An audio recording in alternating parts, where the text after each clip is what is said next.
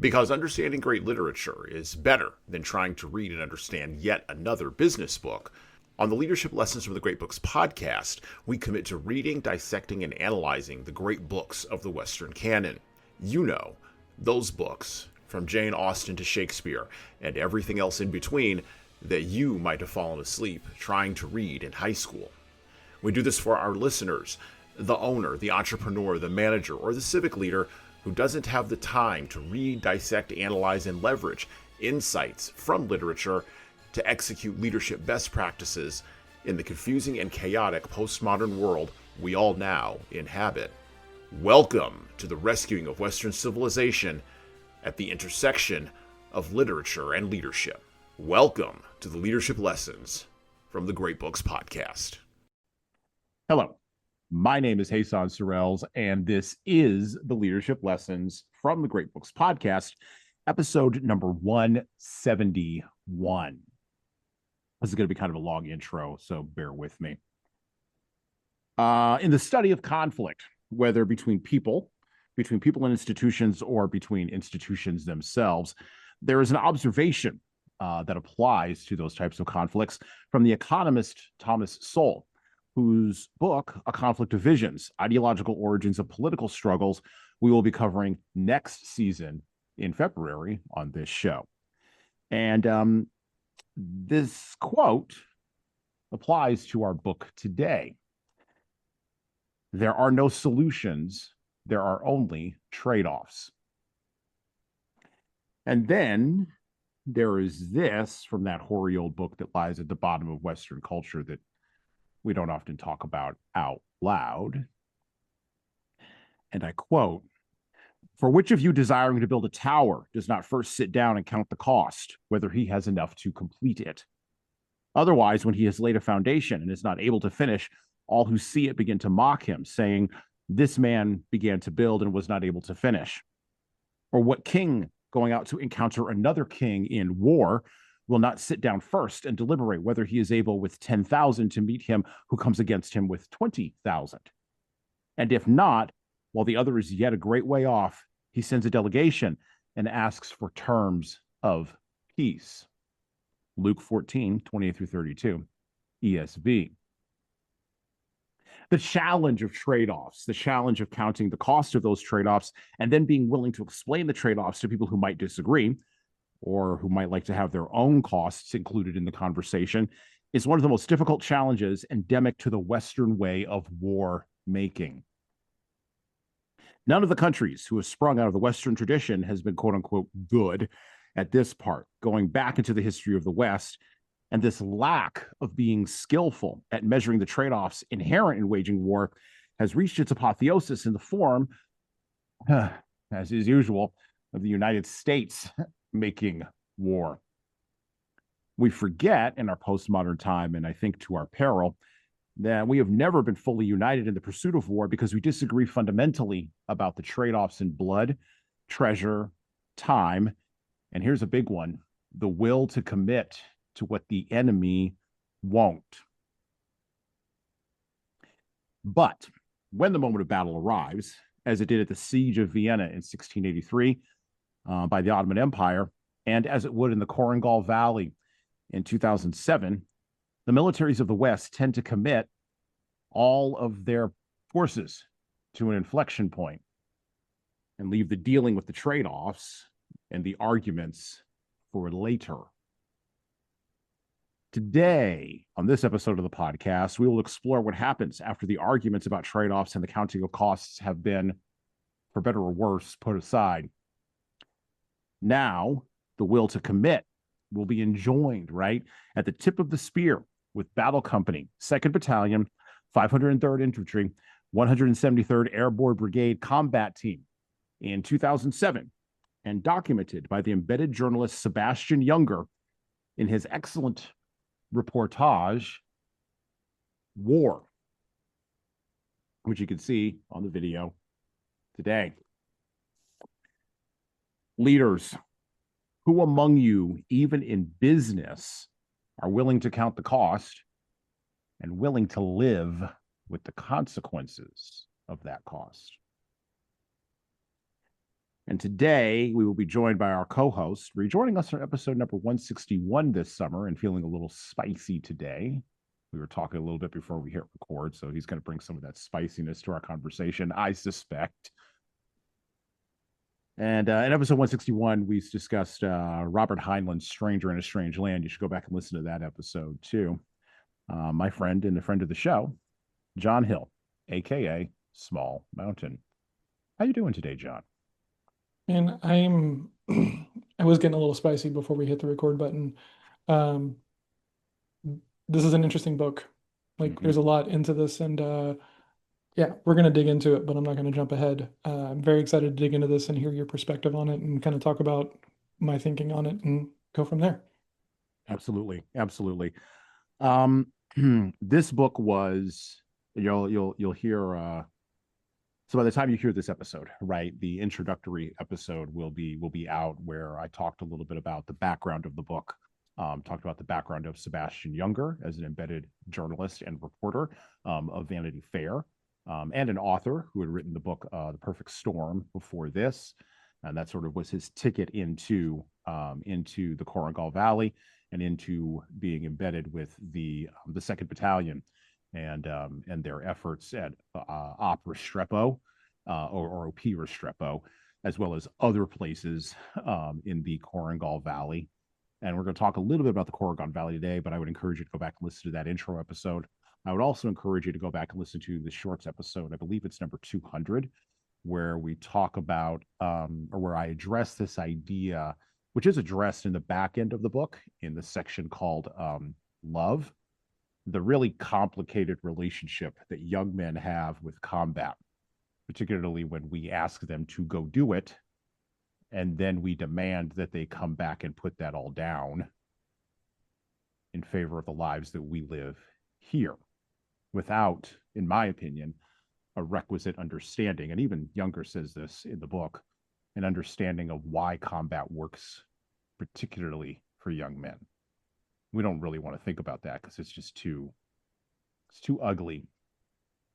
It's too ugly.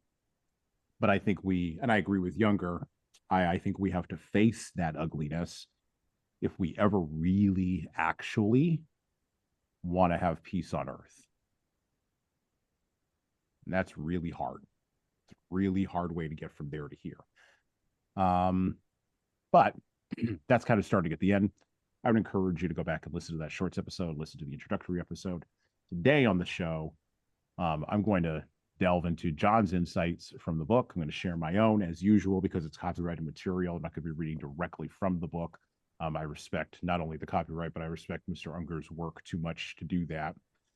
And I respect the men of the 173rd Battalion and of 2nd Platoon. And so I'm not going to do that to them. Instead, what I'm going to do is I'm going to ask John to start us off with, and he was very excited to read this book when I initially sort of sent him the list, just a little bit behind the scenes, sent him the list of books that we're going to be reading this year on the podcast. He said, dude, I want to do that one. And I knew it was going to be tough, and we're doing it coming in on the back end, or we're covering this book coming in on the back end of World War I by John Keegan.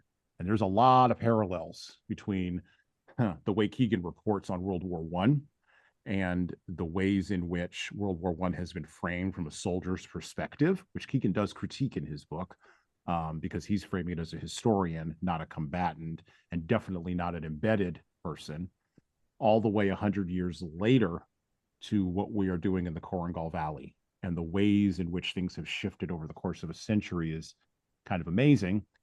But what's even more amazing are the things that have remained the same.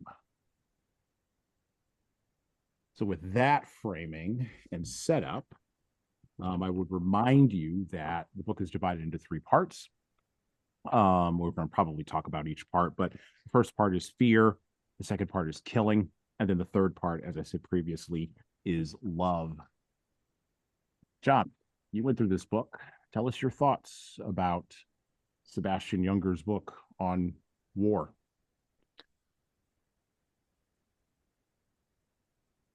So a little bit of backstory here. I am prior service. I joined the Army Reserves in 2001, in May of 2001. It's an important part of this thing because I joined largely just for some college money and for all the wrong reasons to join the military. But we were in peacetime, didn't really matter.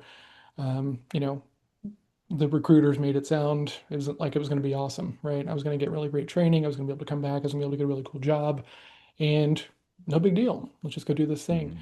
So I joined, uh, and me and a buddy joined together, and his younger brother had already joined, and so I kind of got to see this person who had gone through basic training and was still very optimistic about the army, right? And being in the military. And I didn't have anything going on, right? I dropped out of college at this point. I'm working full time. You know, I had all the credit cards that everybody got around that time and, was starting to feel that pressure of it. Didn't know what to do. And so kind of found my way there. And put a lot of distance, I think, between myself whenever I was going through that and this person that I am now, right? I see a lot of value in some of the stuff that I've had to go through, a lot of what the military taught me. Had a long period of kind of being not really excited about any of that stuff. I didn't want to talk about it a whole lot. But now I kind of see where it's helped me. Like I do not think I would be capable of running my own business or being a sales professional or doing any of the things that I do now without my time in the military. But all that to be said, I never deployed. I never really had to go out and do the things that are talked about in this book. And so when I'm talking about this and I'm sharing my opinion, I just want it to be clear that I am speaking from a place who has been through the training, but has not actually been in that environment. But I have a lot of friends who have and have come back different. And to the point you're talking about before, um, not the same, completely different. So this book was fascinating because like reading through it, I don't know that I've ever read anything that made it more like real. Like I was instantly like teleported back to being in Georgia before 9/11 when it was just an exercise and after 9/11 when it was no longer just an exercise and we're on, 24-hour alert and things like that. I've never like I had to put it down a couple of times and like take some breaks and walk away from it and stuff like that because it was just like very, very well written. Like there's this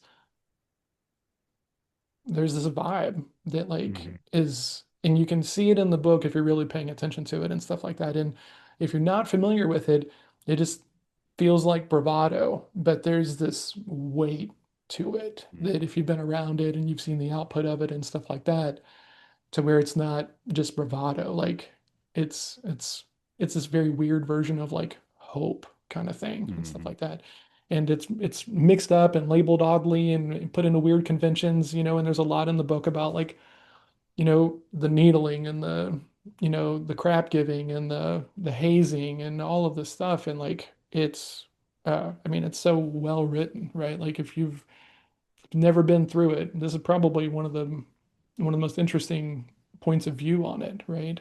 Because it's all there, and even down to when you're leaving, you're going to give the new guys crap because they're not prepared, but they think that they are, but you're going to go humble. Like that is so just in it. And the cool part of they know that that's what's required in that space, right? Like, Mm-hmm. when they're talking about how their uniforms are completely destroyed and everything because they're doing these things and stuff like that. And it becomes a market distinction. Like when you're out and you're that far out and stuff, it is, there are like the rules are lesser. And then when you come back and you're, herded together again, it's kind of like, I've seen that frustration so many times when talking with people who are frustrated by the rules when they come back. And it's just I've never read anything that like put me back in that spot as deeply as this book did. And I'm it was yeah, it was a lot. It was a Mm-hmm. lot for sure. Buddy of mine who's been on the show, I don't feel bad about using his name, RJ St. John. He came on a couple years ago and talked with us about the book About Face, Mm-hmm. Yeah. which is another great memoir, written from the perspective of a guy who the author who served in Korea, right, and then proceeded to serve in Vietnam, and then just left the American military, and retired to Australia and began to critique the American military's approach in Vietnam, and then was, cast off, basically. Colonel David Hackworth, right? I didn't Um, know about that. Like oh yeah, I know about Hackworth and about face largely because of, Jocko's podcast and following him yeah. for a while. I didn't realize that he got kind of like excommunicated for some of these ideas. That's fascinating. He became a peacenik, or what they called peacenik back in the day. Today we would just call him a reasonable guy. Mm, okay. But the thing he was fighting uphill against was all of the residue from World War II. Mm, That okay. was the thing he was fighting against, and we don't appreciate. No, I'll frame it this way. I think people who have a non-historical perspective on the world and on America don't appreciate just how powerful military service was from World War II and the ripples that went out from that in literally every facet of American life. Yeah. And so by the time you get to Vietnam and Hackworth's looking at the decay of the American military command structure, he doesn't really understand it. And so for him, the only solution, at least this is what I was able to glean, was to critique the system and then eventually leave the system, Yeah. Hmm. um, because there was no way around it in that particular environment that he was in. I think it's because of the work of guys like Hackworth. I think it's because of the writing of folks like that. And yes, the journalists who came after and who critiqued Vietnam, that we are able to wind up with this book right here. Oh, I think so. Um, and I want to, so I was mentioning my buddy RJ. I want to bring this up because he saw the picture that I posted on Facebook, on our Facebook page, about getting into the book, and he texted me. He said, that book Younger, that book by Junger, War. I've read it. Actually, I read it in Afghanistan, and I couldn't put it down. As finally, I had found a civilian who understood and could put into words what I could not. When I came home, I'm not going to say her name, but I had this person and her mother read it. And while this person understood, her mom didn't. And lots of people I've recommended that book to just do not understand. It's an excellent book and a good view into the grunt world from a non grunt perspective. Yeah. Like Close quote.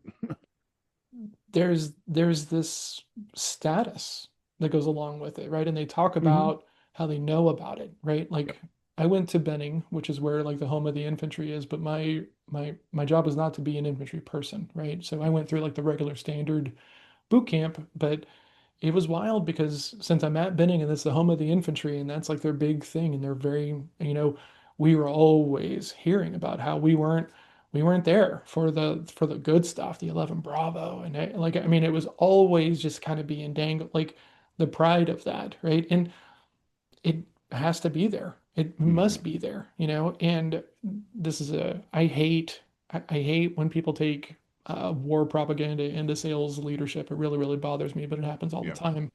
But, you know, if you don't make it a big thing, something you can be proud of or whatever, people are just going to do the minimum, right? And so right now there's a whole fleet of sales professionals called like SDRs and BDRs, right? And they do early stage work, right? They're setting appointments, they're triaging, they're clarifying the information and stuff. They don't even get to close any deals. And in that mode, when you're just being told, well, you're just a setter, you're just a setter, you're not like they're doing it the bad way, right? Because everyone just wants to be out of that role, which means no one is going to really be in that role and do it well and like lead as a pathfinder and document the journey and do these things. And so it's it's this very stark comparison, right? Because being an SDR, being an appointment setter, being a BDR can sometimes be a thankless job because you don't get the glory of closing the deals or getting it across the finish line or anything else like this. And if it's positioned as, well, just do this for a little bit and then we'll get you promoted and then you're going to do the cool work, then you get to do the big bucks and stuff.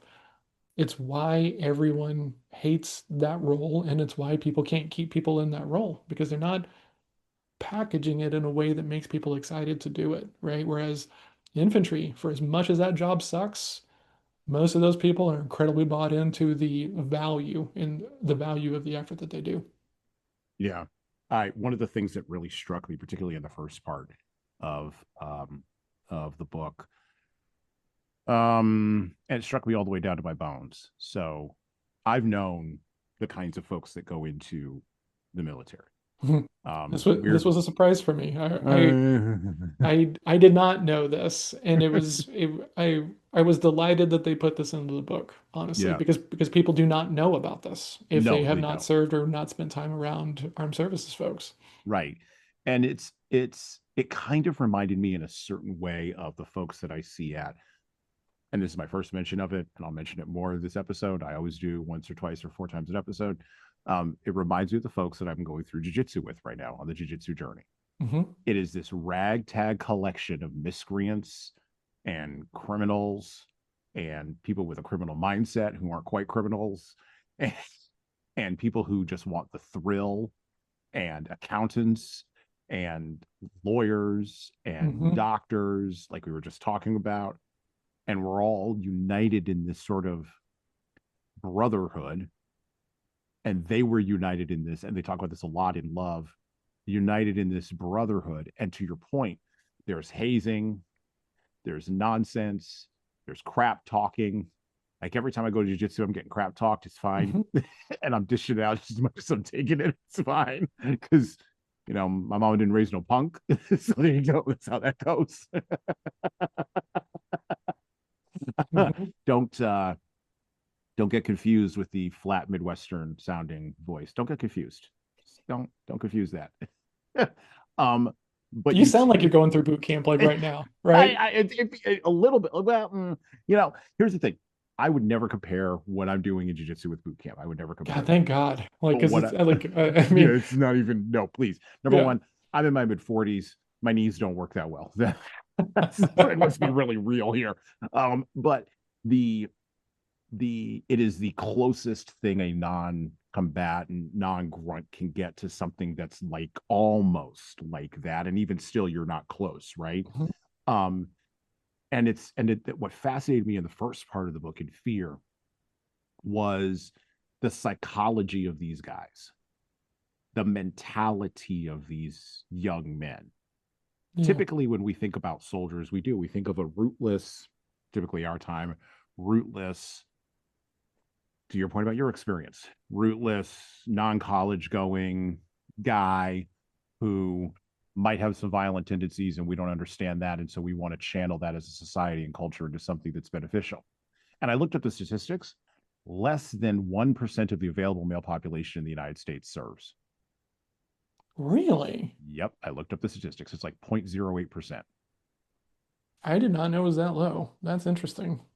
Because the biggest lesson that the Pentagon learned from the end of the Vietnam War, at the end of the Vietnam War, was get rid of conscription.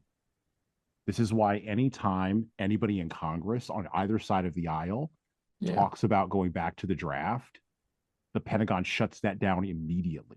Oh, yeah. Like, Don't even talk about it. Shut up, right? But what this does on the other end of that idea, which we don't appreciate this, remember I talked about the World War II veterans, right? mhm. What this does is it flattens society in the face of a warrior ethos.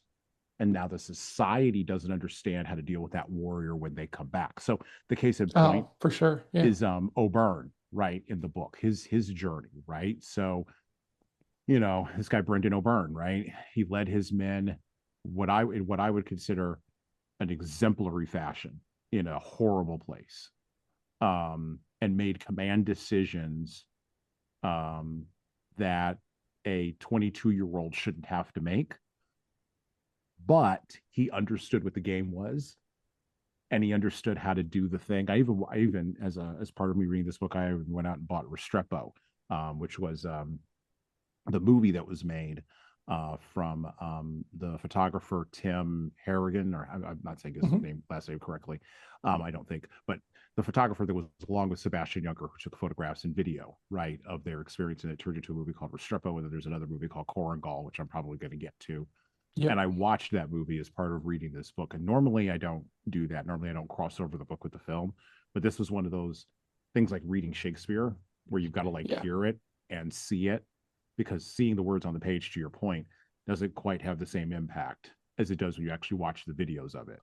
That's a fascinating thing because like I was watching this or sorry, I was reading this and I was seeing about the Restrepo stuff and the other document Mhm. and I want all the context. I'll go watch all this stuff, right? And then got a little real and I was like, oof, right? And so I still want to Yeah. watch it, but I think I need a little bit of time. Um, that's a fascinating thing, right? Because like if you've It is. not gone through anything like that, I would imagine I would imagine your feeling at the end of that book is completely different than my feeling at the end of that book, Oh, right? yeah. I mean, I had to thumb back through it again on the so we're recording this on a Monday. Mhm. I had to go back through it on the Sunday beforehand, and I just sat on my front porch and just sat with it. It was just one of those books I just sat with, like at the end of John Keegan's book, like World War One. I just sat with it Yeah. because,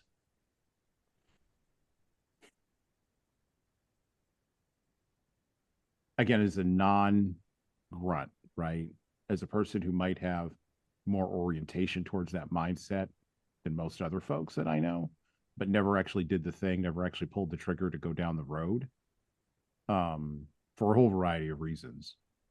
Um, as a person who has lived a life surrounded by these kinds of people, um, and I'm talking about a lot of it. Like and I'm the first male in my family to not serve in the military. I broke the Oh, generational wow. like going back, right? And so there was a lot of pressure, not to serve necessarily, but a lot of pressure to do something if you're not going to do that. Oh, so then it's like, well, you don't have to go, but you better be a doctor. You better be something. It's almost like it's the I'm going to use an analogy here. This is going to be terrible, but it's my platform, so I can use terrible analogies if I want. Absolutely. That's the whole point of It's building a platform. exactly. It's the African American version of the Asian tiger mom. Oh, It's that. yeah, It's okay. that kind of pressure, right? Yeah, I can So see like that. my uncles on my father's side all served. My Really? uncles on my mother's side served. My grandfather on my father's side served. Um, like it goes, it's just there, right? It's just We in were the the water. opposite, actually. Okay. Okay. Yeah. So, Like my parents are both hippies. And right. like whenever I told my mom I was thinking about it, she's like, are you sure? What's his name? Who was in here? What was one of the soldiers they were describing him? The one who's like, mom wouldn't let him even have guns. She was also a hippie. Mm-hmm. Yeah. Yep. And he was like, now I'm here doing this thing here. And they like, I believe he was interviewed in Restrepo, Mm. and then they cut to him like firing the 50 cal, or it might have been the saw. I can't remember right now. Um, and it's I don't I don't know what to do with any of it other than to say reality plays out in weird ways. And Yeah. let's not layer stuff on top of it. Let's not try to make it more complicated or Mm-hmm. subtle or gray area than just reality works out in weird ways and follow the bouncing ball. Well, and that to me goes back to how you open the show. It's about the trade-offs, right? And um, there's as you were talking about this, I was having this flashback of being in basic training, right, very early on, and uh, drill sergeants were yelling at us about not being decisive, not making decisions, not just moving forward with intent and everything.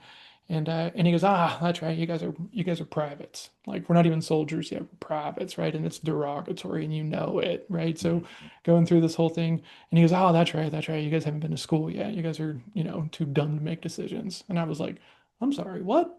And he was like, start pushing. So I'm down now. I'm pushing now. And we have this conversation about how there's a school that the military sends you to when you get to a certain rank, and it's all about how to make decisions. And I thought this was the dumbest thing I'd ever heard, right? So while I'm doing push-ups, I'm like, hey, drill sergeant, this seems a little silly. Like, really? And he goes, well, private.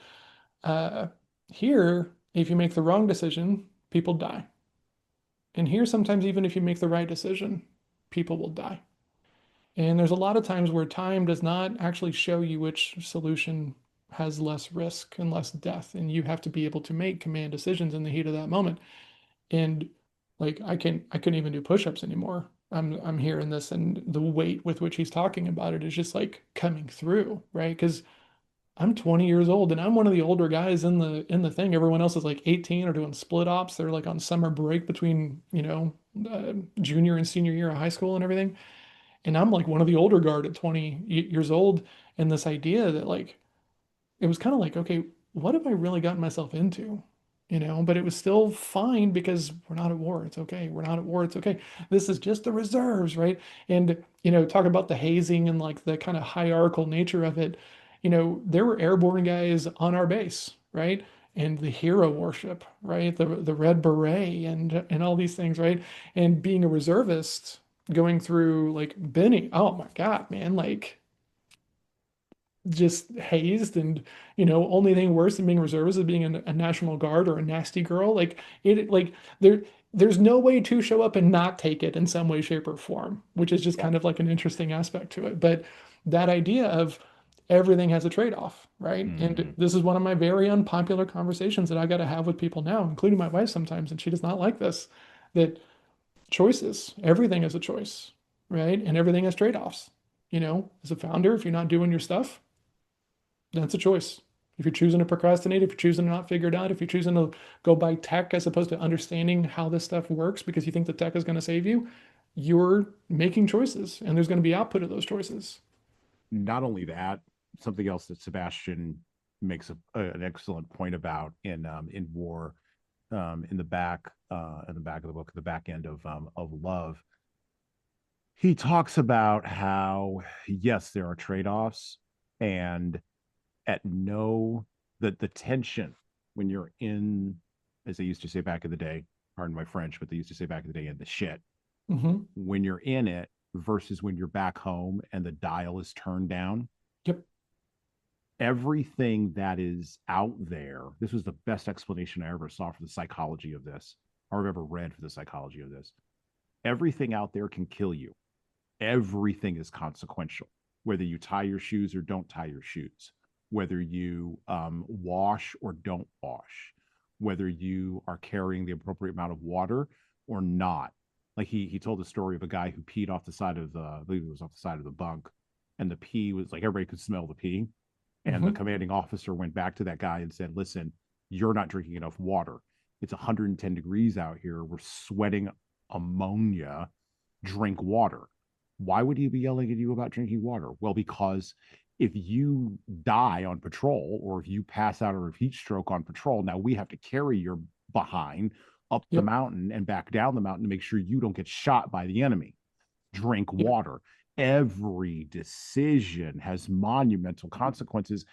And then we come back to your point about using war metaphors in business and war propaganda and sales and leadership. You come back to the civilian world, and people are behaving, and I could see this in my veterans that I know.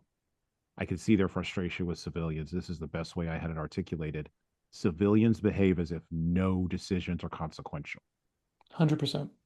100%. And I could see where that would drive them crazy, and where that is the biggest disjuncture. It's not the PTSD really. It's more the disjuncture on going from a place where if you don't tie your shoelaces, it can get you killed, to, well, I'm just not going to walk the dogs today because I don't feel like it. Yeah. And the dogs will be fine. And how do you make those two? How do you make the zipper close on both of those ideas? And you can't. No one has a good psychological way. Matter of fact, I think Junger is probably the first writer to ever sort of really articulate this correctly. So, he does a beautiful job talking. Beautiful job. What I love, and oh man, okay. I love how he talks about how he carried it back himself. Yep. That he was struggling with it, right? I finished the book and then I was doing a little bit of research on O'Brien a little bit, and turns out that he writes now and was reading some of his stuff, and then I read an article about a flashback he had because people were on him and it put him back into that mode. And when you tighten a spring, right? By the way, the guy Money, who told him he wasn't going to buy his book, I freaking loved that. I laughed so hard. Anyway, sorry, go ahead. When you put that, when you take a steel bar and you wind it into a spring, right? So that way it'll push, it'll compress, it'll do these things and everything else like that. Like, we don't unwind that spring in any way, shape, or form, right? No.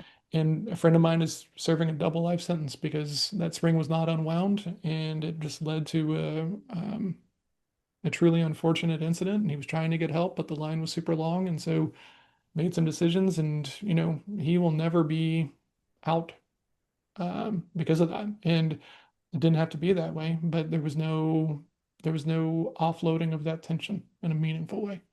And so yeah, it's tough, very tough. Well, and so we think it's the trauma, right? I mean, Younger addresses this in the book too. But violence, I think of the movie Heat, right? The action is the juice, right? Mhm. The violence is the thing that young men want. That's why I opened up the podcast with that point.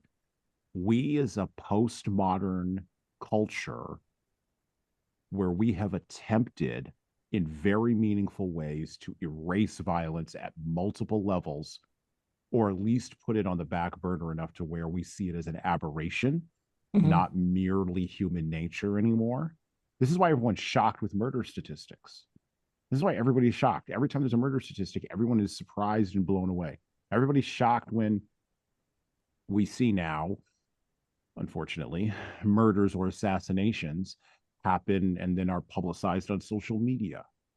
Um, and the reason why we're shocked is not only because the vast majority of the available male population doesn't serve in the military, thus doesn't see, no, not only does it serve in the military, but doesn't experience combat, because combat has even reduced over the course of time. Okay. Mhm. Um, so because of those two factors, we are shocked by violent death, and we can say that's a good thing. We can say that that's a good progression of society and culture. Yeah. And yet, to your point about trade offs, there's a trade off there. So we exchanged being anti violent all the way down to the lowest level for the ability to focus violence, as John Keegan made his point in the First World War, to focus violence at an inflection point very quickly, very narrowly, particularly in America. We're really good at this, and then get in and get out, right? And then not waste a whole lot of time. We don't like to waste a whole lot of time. Partially, that's culturally, we're Americans. We don't like to waste a lot of time. It bores us. We lose interest, Mhm. just as a civilian population. But when we ask people to do that, the thing we haven't taken into consideration is, back to my point about the psychology of these men, what type of person do we want to go do that?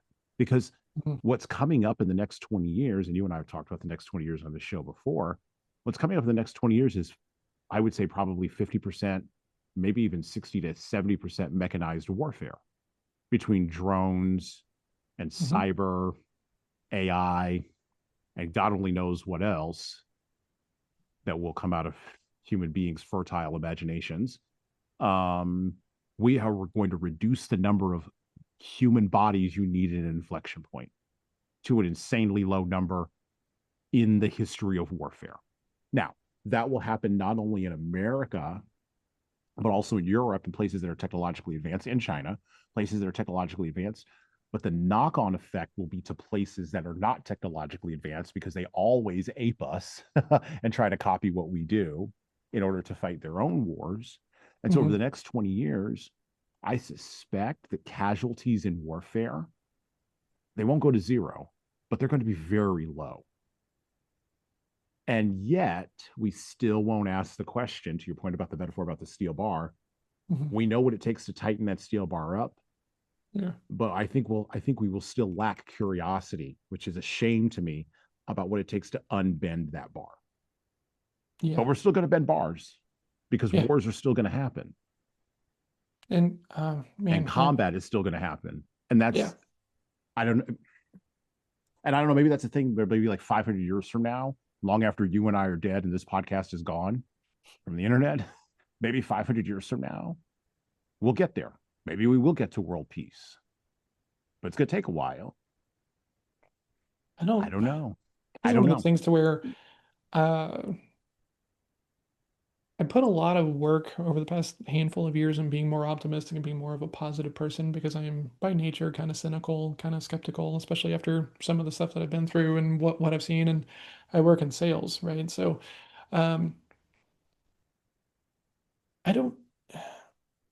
There's something about youth, right? And Yeah. ego and things like that. And reading this book.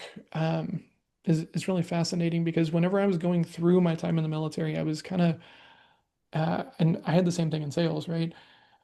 I was trying to follow someone else's playbook, right? And Mm. I mean, it's the military, so that's kind of what happens, right? But I was just thinking, okay, well, if I just keep trying harder, if I just keep trying harder, if I just keep, okay, eventually I'm not gonna have any of these concerns that I have now, right? That was not true at all, because what I realized is, and I could not appreciate this then, but hanging out with some of the people that I've met, training martial arts as well, um, some people are just meant for violence, right? Like Clint, who was Marine, served over there, deployed, was kind of doing some of the same stuff around like Jocko stuff whenever he's talking about it in his book.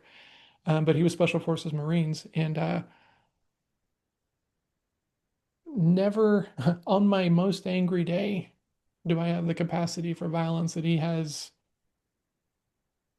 just because he go into that mode, right? Like he's not a Mm-hmm. sociopath or anything else like that. He's a super kind dude when he wants to be, right? Thoughtful guy, great person, love hanging out with him and stuff like that. But his capacity for that is significantly more than mine, right?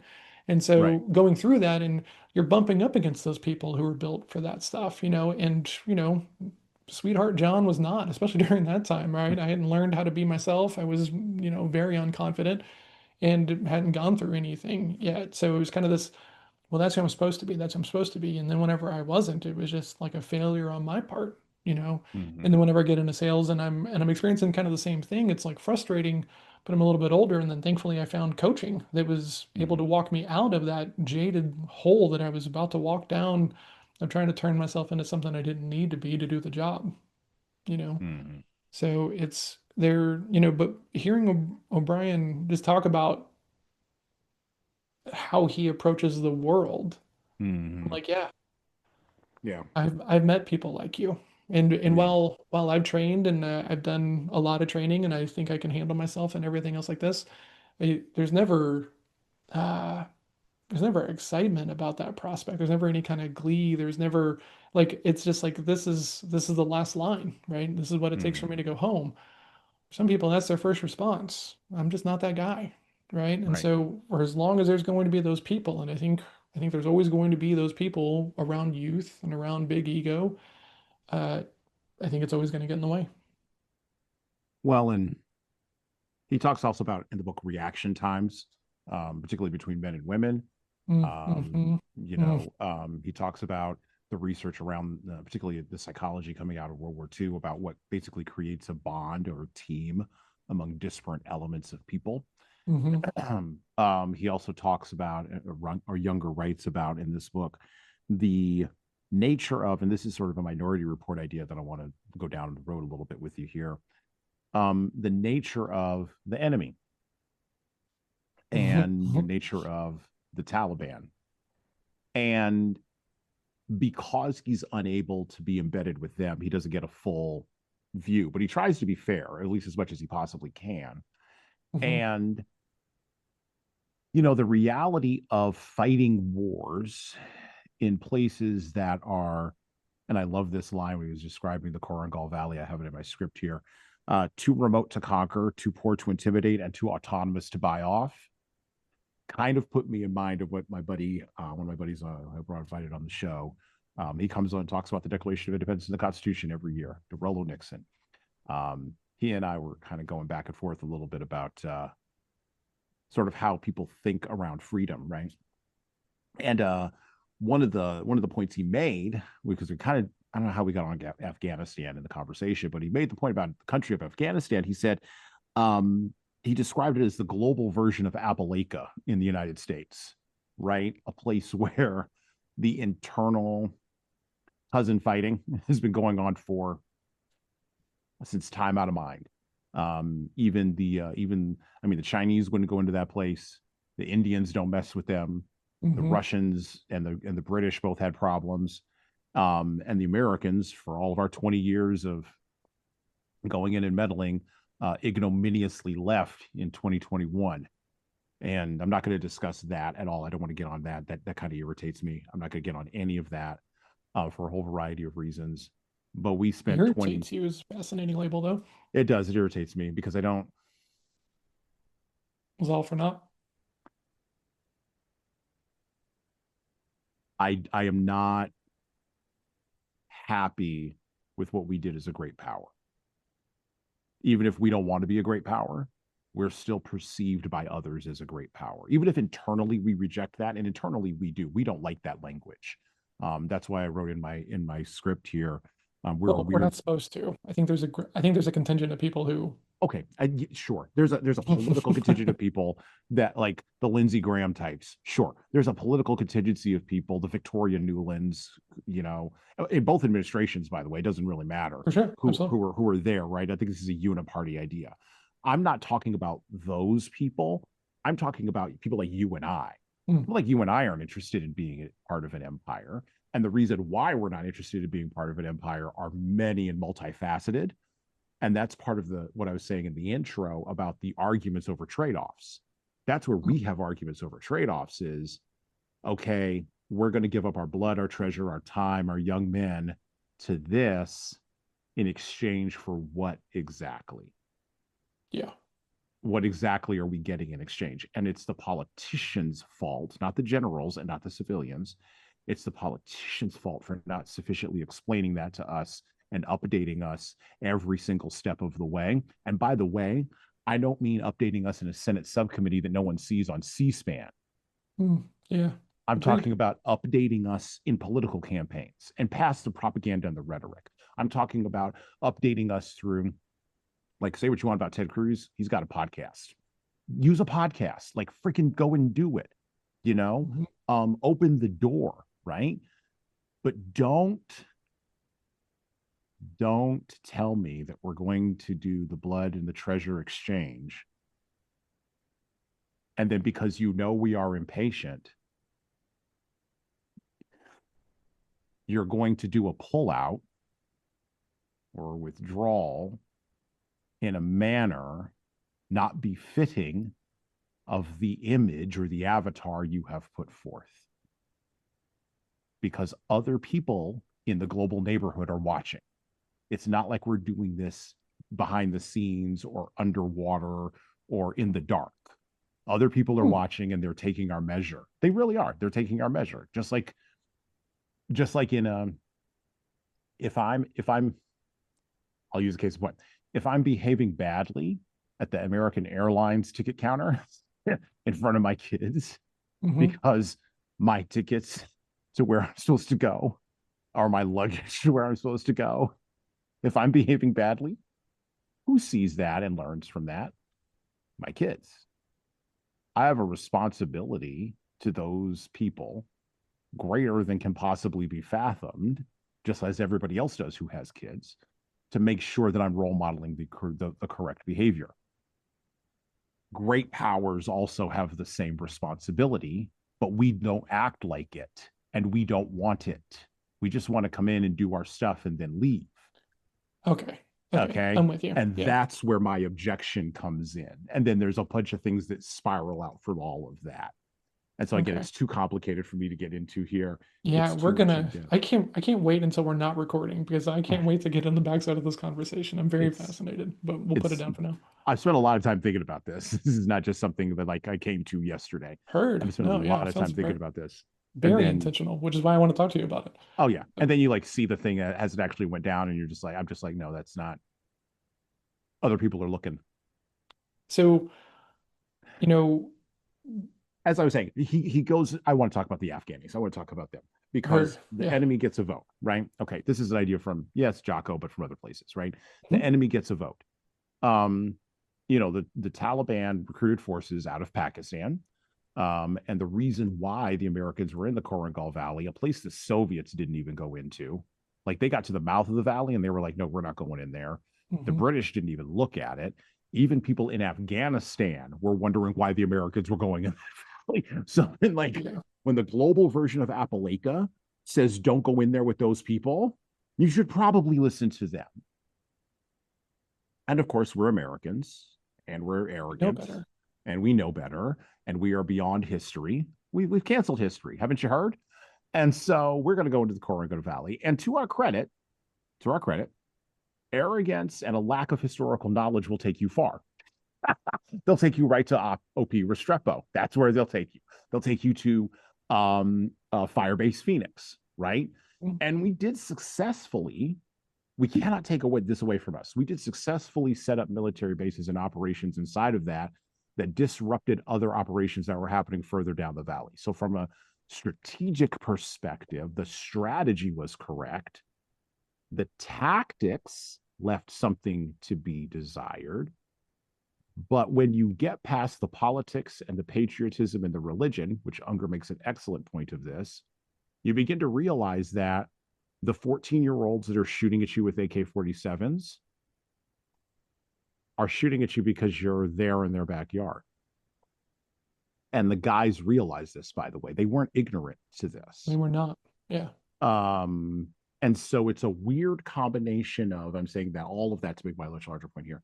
It's a weird combination of understanding that the enemy gets a vote, but also understanding, like there's an incident that occurs in the back end of the book Killing, where it might have been an elder, but a villager is basically caught by the not caught, but like he's tracked by the Americans. And it turns out that his son, who's 14, got shot in the leg by an M4. And at first they thought it was an AK-47 bullet, but it turns out that it was an M4 bullet, right? Mm-hmm. Which means it definitely came from an American's gun at some point, right? And the doctor was like, no, the doctor for the American patrol that followed the villager back to the village goes, oh, no, we need to take this kid and we need to go. Wrap up the kid and we need to go. And the villager whose son it was who got shot didn't want to go. The villager was like, no, I don't want to go. Because he knew that the Taliban was floating around. He knew that all these guys were floating around, right? And the Americans were like, shut up, let's go. We got to save this kid's leg. Let's go. We got to go now. That's the weird dichotomy that other countries don't understand about us. Yeah. That's the weird thing. Past patriotism and politics and religion and all of that, that's the thing that's not understandable, because every other soldier from every other empire in the history of the world would have shot that kid, shot the villager, cleared out the village, and moved right the heck along. And we didn't do that. And that's just one time.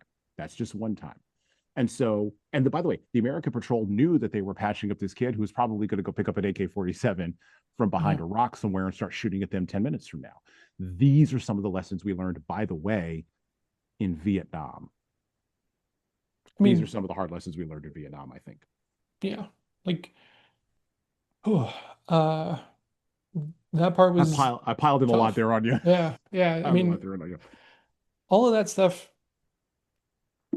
because, so a couple of days after 9/11, it might have been the next day, honestly. This is a bit of a haze for me, because I'm just going to like Army version of college, right? For people who don't listen, right? You go to a school, it's called AIT. It's where you learn how to do your job. And, mine was 17 weeks, right? So, but it's largely just a bunch of experiments, and you do a little Army stuff. But most of the time you're just in a classroom, like learning, right? Yep. You still have to run and do PT and everything else like that. And so I'm like, okay, cool. Like I'm enjoying this new version of the military that's more like learning and educational. I'm learning cool stuff. I'm learning like, really cool stuff. And it's not just like, how hard can I push my body? The nerddom runs pretty deep, I guess.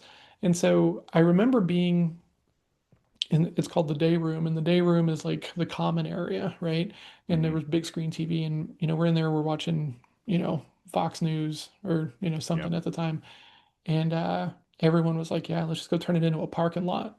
Let's go turn it into a parking lot. And it was wild because like I'm this small kid from Texas, like I'd never really spent any time out of the state. And now I'm here in Georgia with people from New York, people from DC, people from these areas that have had these things. And it's this weird duality of like, God, I get it. I get why you're so frustrated. I do.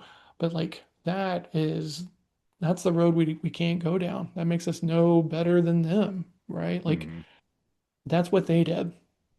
And you want to talk about instantly being the unpopular guy in the crowd.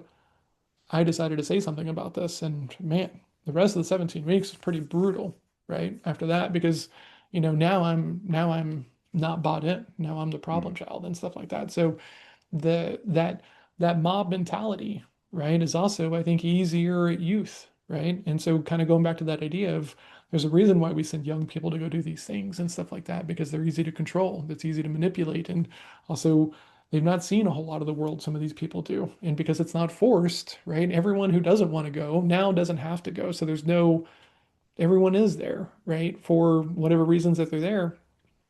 And I remember getting there, and first day we're marching around and they start making us sing cadence about how, thieves and people who are about to go to jail and stuff like this were only here because a judge told them you can join or you can go to jail. Like I'm I'm the whitest white bread kid ever from Fort Worth, Texas, marching around thinking that I'm here doing this like really cool like thing. And, then we're singing this cadence. I'm like, well, that's just kind of like a weird thing. And then, like a day later, company commander comes in and he asks the question, okay, how many of y'all are here? Because he decided to join the circus. And everyone kind of like looks around a little bit. Oh, hold on a second. I forgot. How many of y'all are here because the judge told you if you didn't come do this, you're going to jail? And dude, the number of hands was astounding.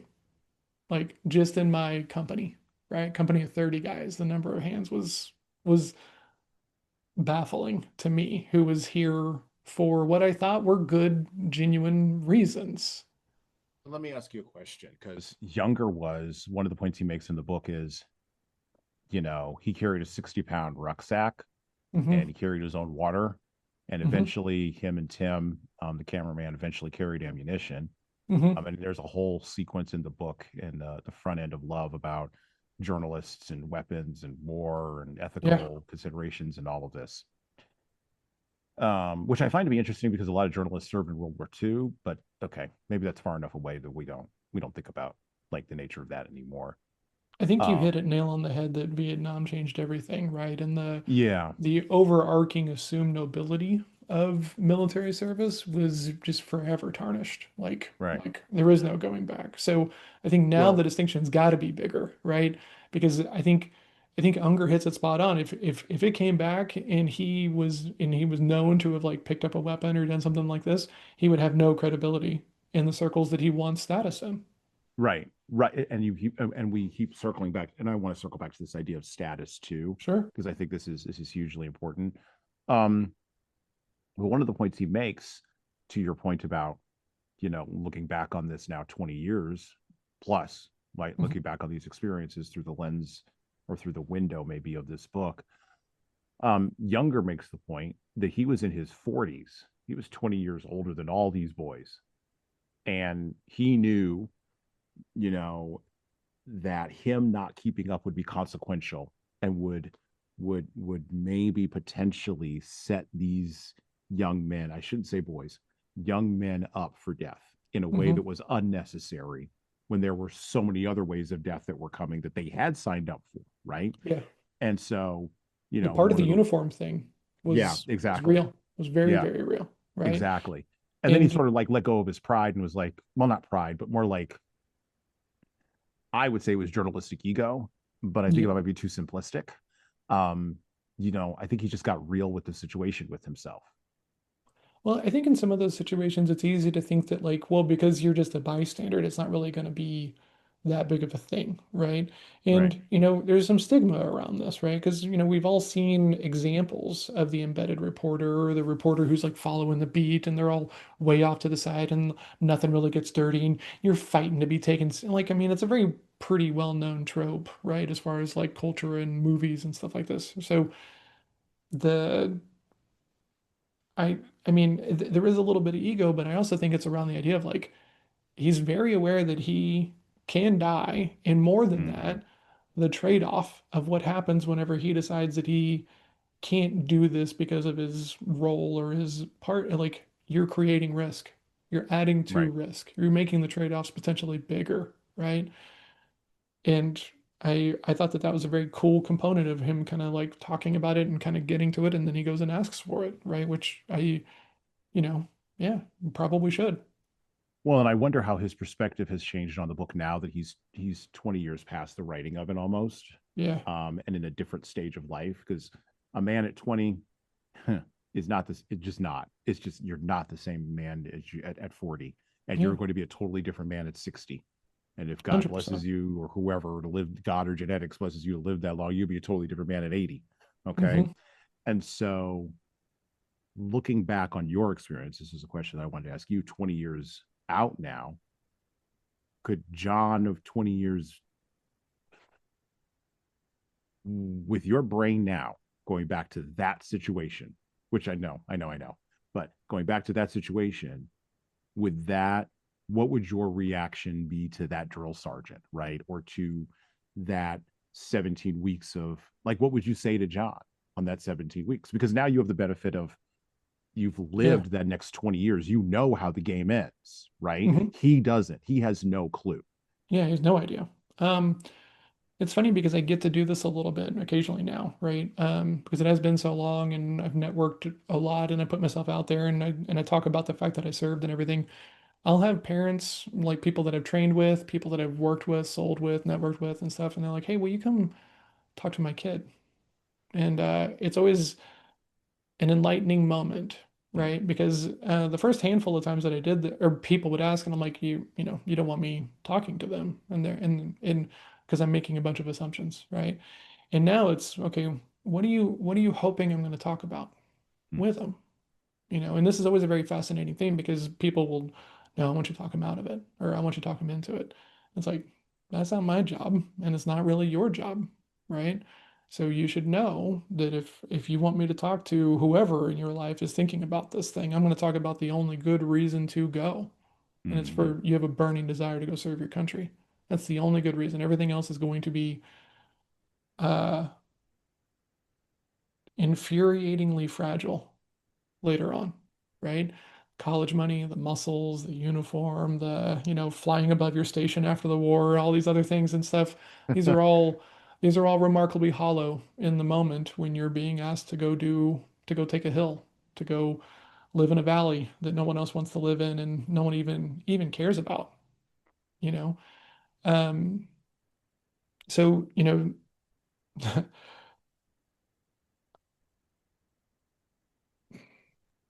I don't need to be in the room is mhm, what it really needs to be, because I don't regret my military service at all. Like I don't, as I said at the beginning of this thing, I don't know who I would be if I hadn't gone through it. But I definitely wouldn't be this person who does these things, right? mhm, Chooses to do all these hard things that I do in the form of like my own training, my own development, the business that I choose to run and everything.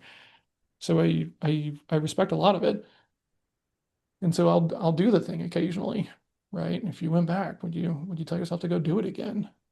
Like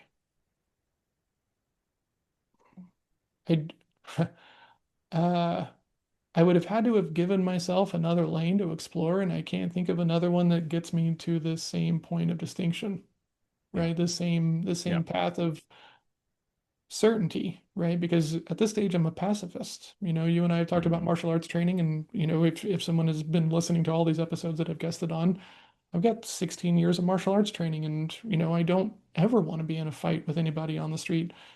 I don't want to be in that moment ever again. For me, it's a way for me to exercise my brain and to, keep pushing myself for the sake of myself. It's not because I'm fearful or anything else like this, but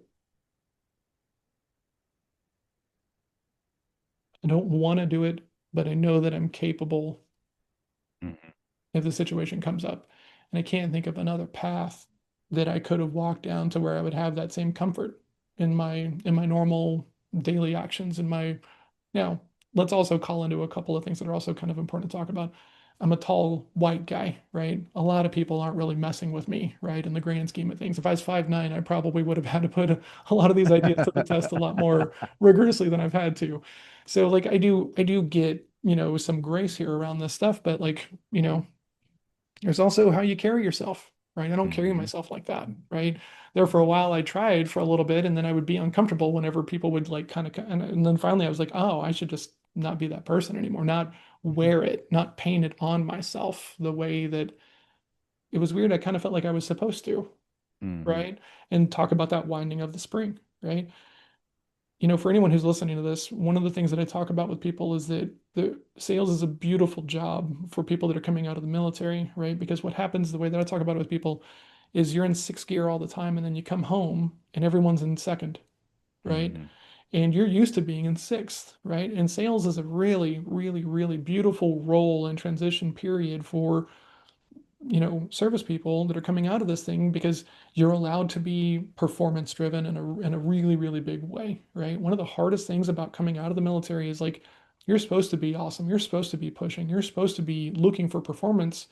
And to your point, like I came back, I'm waiting tables, right? Everyone just like Right. wants to make $100 so they can go blow it on shots, later on after we're done for the night and everything.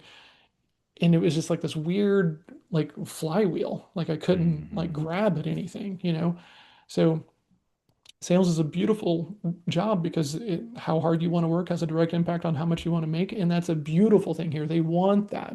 Sometimes when you show up and you're a little too driven, you become problematic, which is kind of crazy, but sales, you're allowed to be. And entrepreneurship is another really great way to transition and to put yourself out there and to be really driven and do it on your own terms. But that pacing thing is very interesting. You're not going to find a lot of places that have that same kind of pace with that same kind of go be the best you can be. Don't just like man the box, right? Don't Hmm. just be here for no reason. Put your full effort into this, put your focus into it, be the best version of this you can be. So I tell everybody, I hope people hear this and come seek me out. If you are in the military, you're transitioning out of the military, and you think you want to be in a sales role, or you're looking for a role that you think is going to put some of these ideas that you've been working on into play, please come talk to me. I will coach you for free until you get a job in sales if that's a thing that you want to go do. I offer this to people. I don't market around it because I'm not trying to be that guy. But I do think that sales is one of those really great opportunities for people to transition out and still bring a lot of what was making them great before. It's got to shift a little bit, of course, but it's a really great race. So if you're looking for a sales role, if you're not sure if you want to re-up or if you're thinking about these things, I have group practice labs. You can come, you can sit, you can learn, and you can get a job. And then from there, if you want to continue training, we'll talk about it. But if anyone in the military is thinking about this and they're like, what do I do with this energy? I can help you and would love to help you if that's something that you're interested in. That is an incredible offer, and I would recommend that anybody take advantage of that. Anybody who's coming out of the military, particularly anybody who's coming out of combat, or is sort of like some of the characters, some of the guys were, trying to figure out what they were going to do next and Yeah. how to not fall back into, as we've already, talked about on this episode, how to not fall back into problems, right? How to not fall back into bad behavior and Yeah. traumatic engagement, how to not fall back into drinking or substance abuse or just trying to calm the demons in their head. You know, that is a great tool.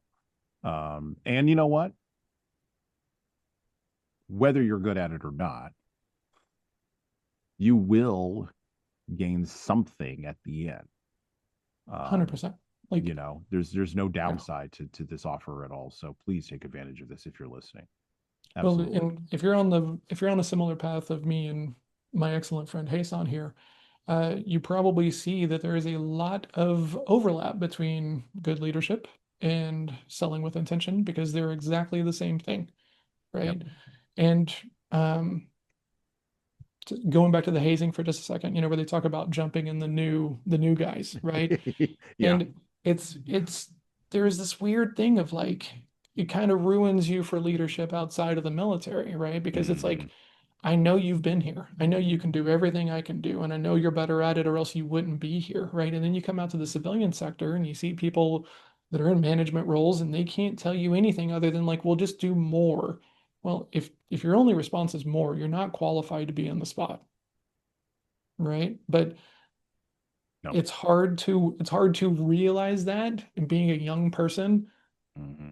and not knowing how to navigate that conversation when I'm talking to someone who sounds like they're 3 days out of managerial school and they want to tell me to just keep dialing and trying harder and that I don't want it enough and it's like, dude, I like there have been times to where I'm just like, oh God, it's so like I have to remind myself I cannot be that guy. Right. here, right? Because like if you have a problem in the middle, you go talk about it, right? Sometimes it leads Yep. to a dust up, sometimes it leads to a transfer and stuff like this. But like, you know, if I thought someone was full of shit, I'm gonna go tell them, right? And so Hmm. that led to a lot of uncomfortable conversations because I'm like, I don't think you know what you're talking about. Well, Right. John, now we gotta have an HR conversation and stuff. And I'm like, am I wrong? Because if I'm wrong, then like, sure. But if I'm right and you just got offended, like, that's not my problem. You should be good enough to lead.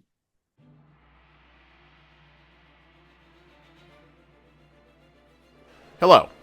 So I'm going to do some shilling here, and hopefully this will be a pause in our riveting conversation for you. I have an offer for you. My most recent book is 12 Rules for Leaders, The Foundation of Intentional Leadership. It's available in paperback, hardcover, or as an ebook on Amazon, Barnes & Noble, Kobo, and any other place you order books. Now, in this book, I address the 12 leadership areas that I have found leaders need to be the most intentional in to be the type of leader followers actually want to follow. From establishing a foundation of leading teams through managing conflict effectively, all the way through leading teams through change, knowing what to do and why to do it can help readers, like the ones listening to this show, become better leaders. Look, reading this book and living it is like getting coaching from me directly without having to pay my full coaching rate. Head on over to leadershiptoolbox.us. That's leadershiptoolbox.us, and scroll down the homepage and click on the Buy Now button to purchase in hardcover, paperback, and Kindle format on Amazon 12 Rules for Leaders, the foundation for intentional leadership. And that's it for me. Now back to the show.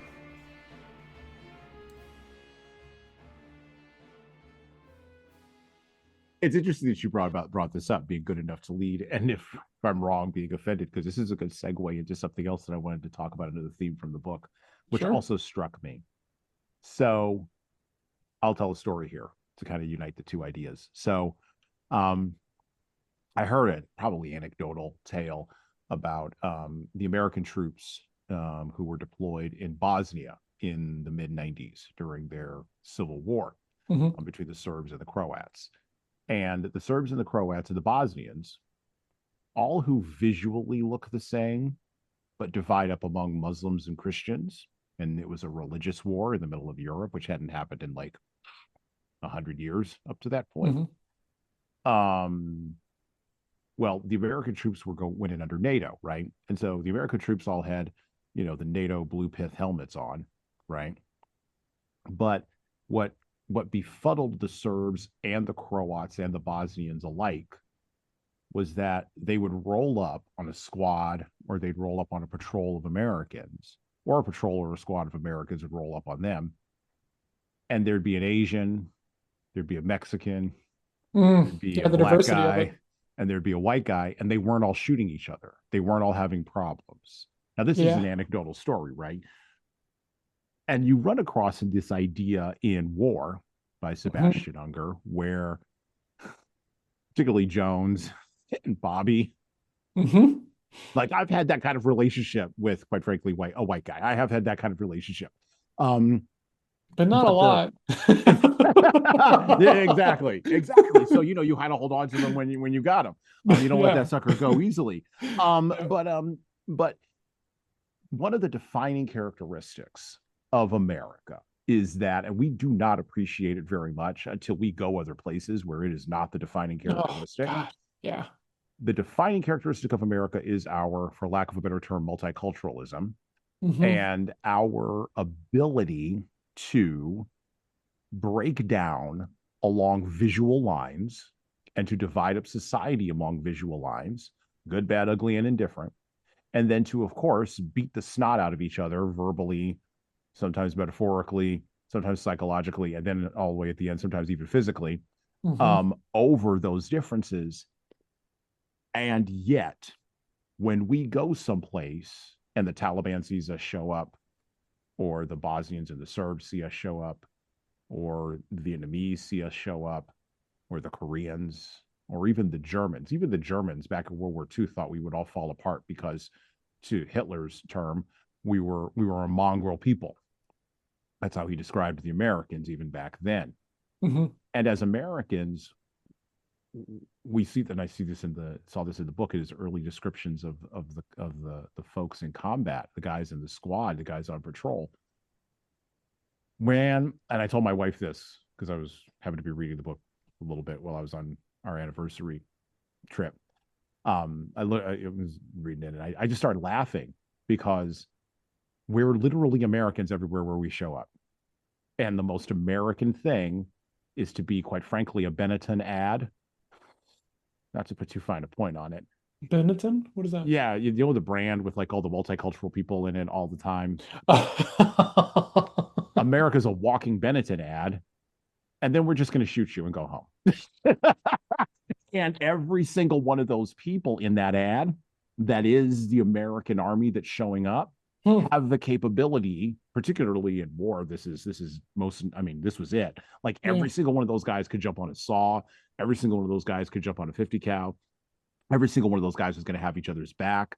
It was a massive brotherhood. And Yeah. yeah, when we get back to the outpost, or when we get back to behind the enemy lines at the fire base, yeah, we're going to crack each other in the mouth just because we're Americans. That's what we do. But Yeah. the second we step out of that fire base, all that goes away. And it's not religion that's uniting us as it was in the Serbian and Bosnian war, or causing us to diverge as it does in other parts of the world. And this is where we also get back to status.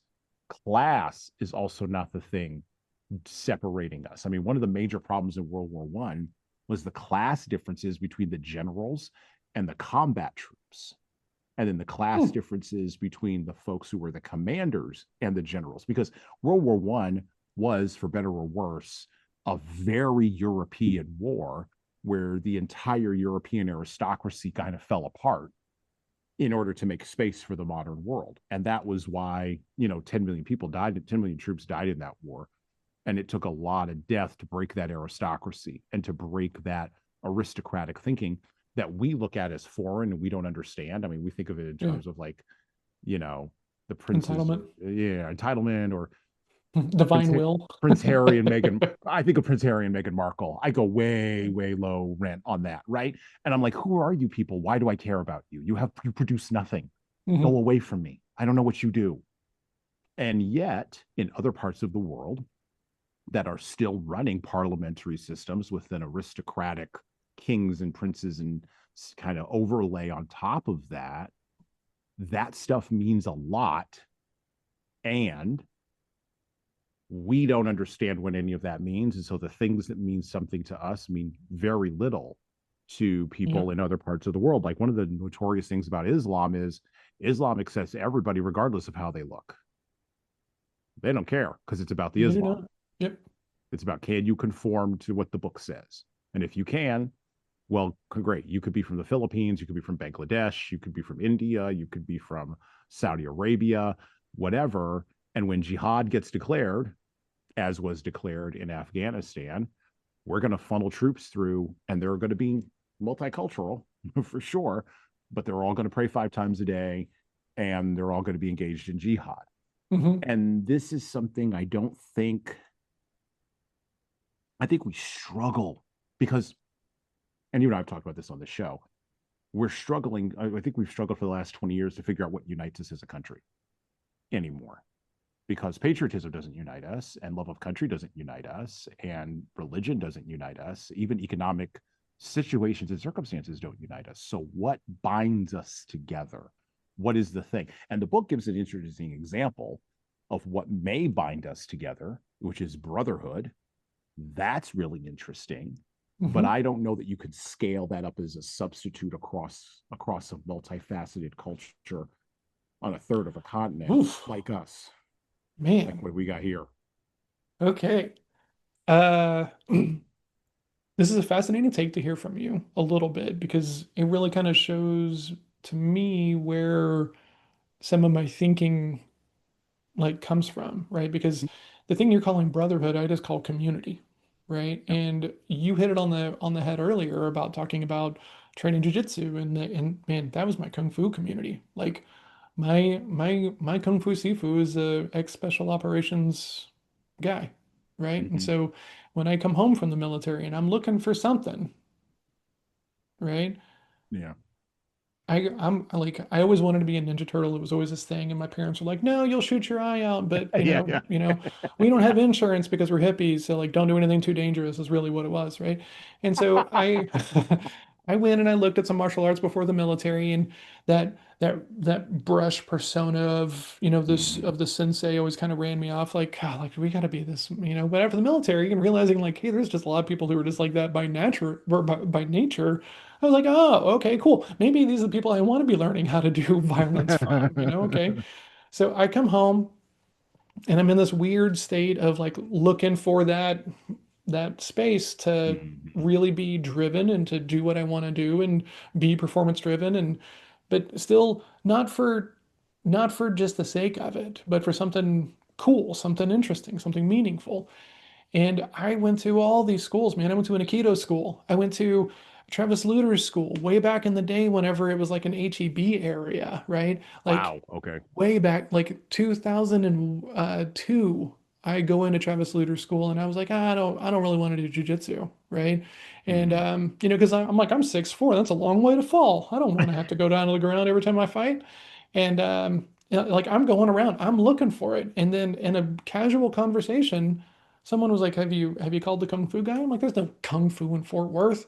And he goes, yeah, he teaches you how to fight with a cane. And I was like, hell yeah, let's go, right? Because it was like kind of like mystical in pursuit of something else, right? Like I liked Yeah. that and big, huge fan of Kung Fu movies and Jackie Chan and all this stuff by that time. So it was like violence, but it was like violence for good kind of thing. Elevated. Elevated. Exactly. Right. Elevated Yeah. violence. Yeah. Yeah. It wasn't like three guys just deciding to beat the piss out of each other like in a backyard and stuff like that. This was a school and there's stuff there. And so I look up the website. It talks about being prior service and everything. So I pick up the phone, I call him, and he answers the phone. Now, I was surprised at the time because I didn't realize how most small kung fu martial arts schools, how small they actually are. And it's usually kind of a one-man show. And so I'm like, okay, I go and it's oh man, you can't ask for a better landing for someone Mhm. who is getting out of the military, is looking for, because there's curriculum, there's standards, there's hierarchy. Like you don't go to the red sashes in my school and be like, hey, you don't know anything. You're going to get worked, right? And they're Mhm. also doing all the teaching and everything. And so it that was my community. That was my space to go and do these things. Now, a lot of times what happens is it gets too far, right? And that's where the Mhm. culty kind of stuff starts to show up a little bit. And we see a Yeah. lot of this with like entrepreneurial, communities and stuff like this, like the guru and all this other stuff and everything. But it was it was exactly what I was hoping for and looking for, right? It was drilling and training, and I'm really glad that I found it because it Mhm. was it like while the military showed me a bunch of stuff and is super impactful for here, like that 15 years of going to Kung Fu for 20 hours a week and training with other people and putting myself to the test and everything is just as much of a reason why I'm here doing these things because like I had it was like I had a bunch of tools that I didn't know how to use Mhm. afterward in Kung Fu and martial arts like showed me how to apply these things in a way that was helpful in this setting, but it took a Mhm. while. So to me, that's Yeah. community, and you can find it anywhere, right? Like you can find it politically, you can find it spiritually, right? And the coolest thing I think about the internet is like you're you're only the nerd because you've not found your pocket of people that are taking whatever you take as seriously as you are. And why would you enable that, right? There's Reddit, there's communities, there's all this stuff online and everything. So if anything, go find your people as opposed to trying to nerd out on something that doesn't really get you that excited. Well, and this is also, the decline in sort of a business and economic sense, the decline of mass. So, mass has been, well, mass entertainment, mass movements, mass Mm, media, mass journalism, mass sales, mass business. good, Don't honestly. right, Like, right, right, right. Don't get me wrong. Like one of the things that the internet did when it got turned on in 1989, and we didn't foresee that happening, was it was going to like poop through a goose, destroy all these mass organizations and mass institutions, and the mhm, institutions and organizations that were going to hang on, because there will be people who will push back on me and say, well, what about Amazon or NBC News or the church or whatever? Okay, mhm, sure, you can name all those mass institutions, but the reality is they've all been eroded and impacted by the internet, and you're a fool if you don't see it. Absolutely. And then the institutions that were built on top of the internet are built on fundamentally different assumptions. And the fundamentally different assumptions are not ones around mass, they're ones around different areas, like Like preference. not only that, but preference, expectation, Ooh, yeah, that's fair. assumption. Here's another one. Talk about community. Yeah. So those are other assumptions that don't play well with the assumptions of mass, right? Or they play differently with the assumptions of mass. So, as a side note, while I'm reading this book and I watched Restrepo, I've also been geeking out on Alfred Hitchcock Presents every night on Amazon Prime. Okay. So I'm on like season. I bounce around in seasons because Hmm. whatever. But it's a great show because it demonstrates two things that I think we not I think I know that we have eroded over the course of time and that we lament, but it also shows the undercurrent of all of them too, because it was Alfred Hitchcock, so he did it really well because it's good writing. The two things, well, the two of many things that it demonstrates is number one, the conformity of the mid to late 50s and 60s, Oh God. but Yeah. conformity at a social level so that all these other things could happen underneath, right? Hmm. Which is part of what we are missing. And we're trying to put that into community now because over the course of time, the conformity to social level has completely eroded. You talk about Yep. your parents being hippies, they were part of that process. My Yep. mother was part of the civil rights movement. She was part of that process. Yeah, okay. So that eroded away. Okay, cool. A question I always ask at the end of this podcast, what are we building? Because you can't just erode, you can't just deconstruct. You have to build something else because human beings are builders. That's what we are. That's what we like to do. Deconstruction works for a little while, but you have to replace it with something else. So that show shows the level of conformity and sort of the other things that were going on underneath it. But it also shows, interestingly enough, the power of community out of that conformity and the safety or the appearance of safety anyway. Yeah. That's the important distinction with a difference there that seemed to emanate from that conformity. And Yeah. what we're missing now, and I think what's causing us a lot of psychic angst in this country, is the safety part. And this is why we're searching for it in a whole lot of different places, in brotherhood, in community, on Reddit. Well, And, yeah. and and I don't think This it's is a an bad interesting thing. I think topic. this is a human thing. Human beings want, because this is how our amygdalas are set up, right? We want to Yeah. eat, we want to reproduce, so we want to be safe.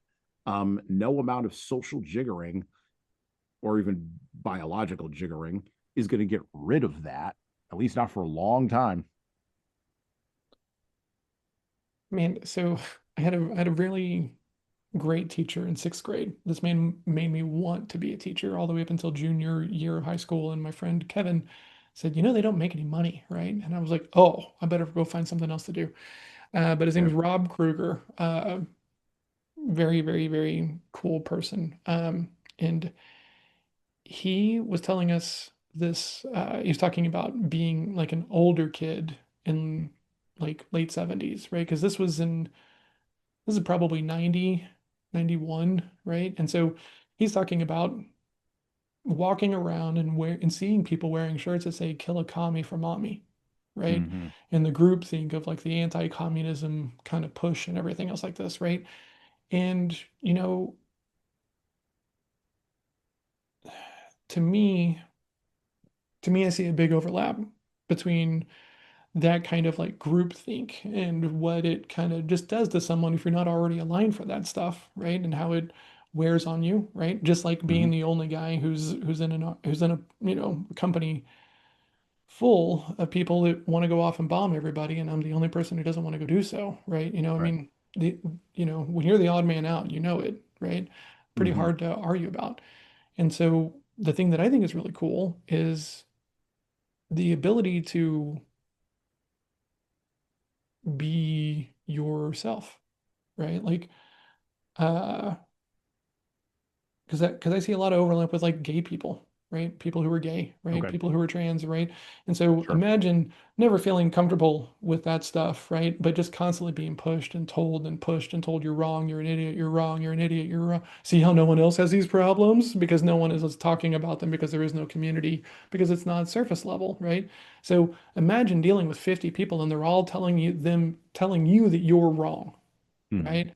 Like imagine, because we still have people that go through this, right? In different ways, shapes, or forms. I want to go be an entrepreneur. No, you don't. Just go get a job and just play it safe, right? Mhm. And then we're told these things. It's really hard to continue to have individual opinion when everyone is telling you that it's wrong and that it's stupid and you should just change and stuff like this, right? And so now in the military, this is really helpful because you're there for Mhm. a purpose, right? And I remember the first time I got in trouble because I was doing something that I didn't know I wasn't supposed to be doing, but everyone else knew they were supposed to be doing it this way. And the drill sergeant got in my face, and I'll never forget this moment. He goes, "Why are you still trying to be an individual? Why can't you just do what everyone else here is doing, John? Are we going to have to kick you out on like a failure to conform?" And I was like, what? Like it was bad to be individualistic in the military. Like it's a problem, right? So, I mean, imagine being, you know, gay and you don't happen to have any community around you who's gay, right? Mhm. And you're just being told that no, it's not true. You're just experimenting, blah, blah, blah, all these things, right? Or being trans, or, let's just say that you're a pacifist, right? Or let's say you're, kind of progressive and a very conservative town. Like it's really hard to have the opposite opinion, right? So Mhm. I love that people, oh, well, maybe I should go check online as opposed to just being bottle fed by this immediate group of people around me who might mean well, but might ultimately be shutting down access to the person I could be, I should be, I want to be. Like I don't want that for anybody. So I think well, yes, I appreciate how you said you feel safe, but Mhm. imagine having to pick up an identity that only has 10% of something you care about because no one is diving any deeper to like be like, oh, you could be just this group over here without picking up the bigger mantle. Well, and what I'm saying is that, and I see the, I see the opposite point, and I would say to that, I think the opposite point, if not by virtue of the internet, at least by virtue of the last 20 years, um, has made its cause very well. I think we are in a space in comparison to the other spaces in the last 80 years that existed. I think we are in a highly individualistic space. I I think we agree. are. Yeah. Now, now, now, we're okay if we're at a highly individualistic space where our identity is around, say, a sexual identity or a racial identity, or even, weirdly enough, a religious identity. Hmm. We're not okay, or the culture of America is not okay if we're at a highly individualistic space where we're individualistic about our money, or about how much money we make, or What do you mean by about how that? much property we have, or about how much work we do that produces something. So, for instance, we're okay with a person being an individual around their racial identity. I'll use the Hmm. one that I see the most often, right? But it's interesting to me, here's the dichotomy, that as a person begins to become more wealthy, while their racial identity may stay the same, now all of a sudden we have demands that they conform to a group structure around their wealth.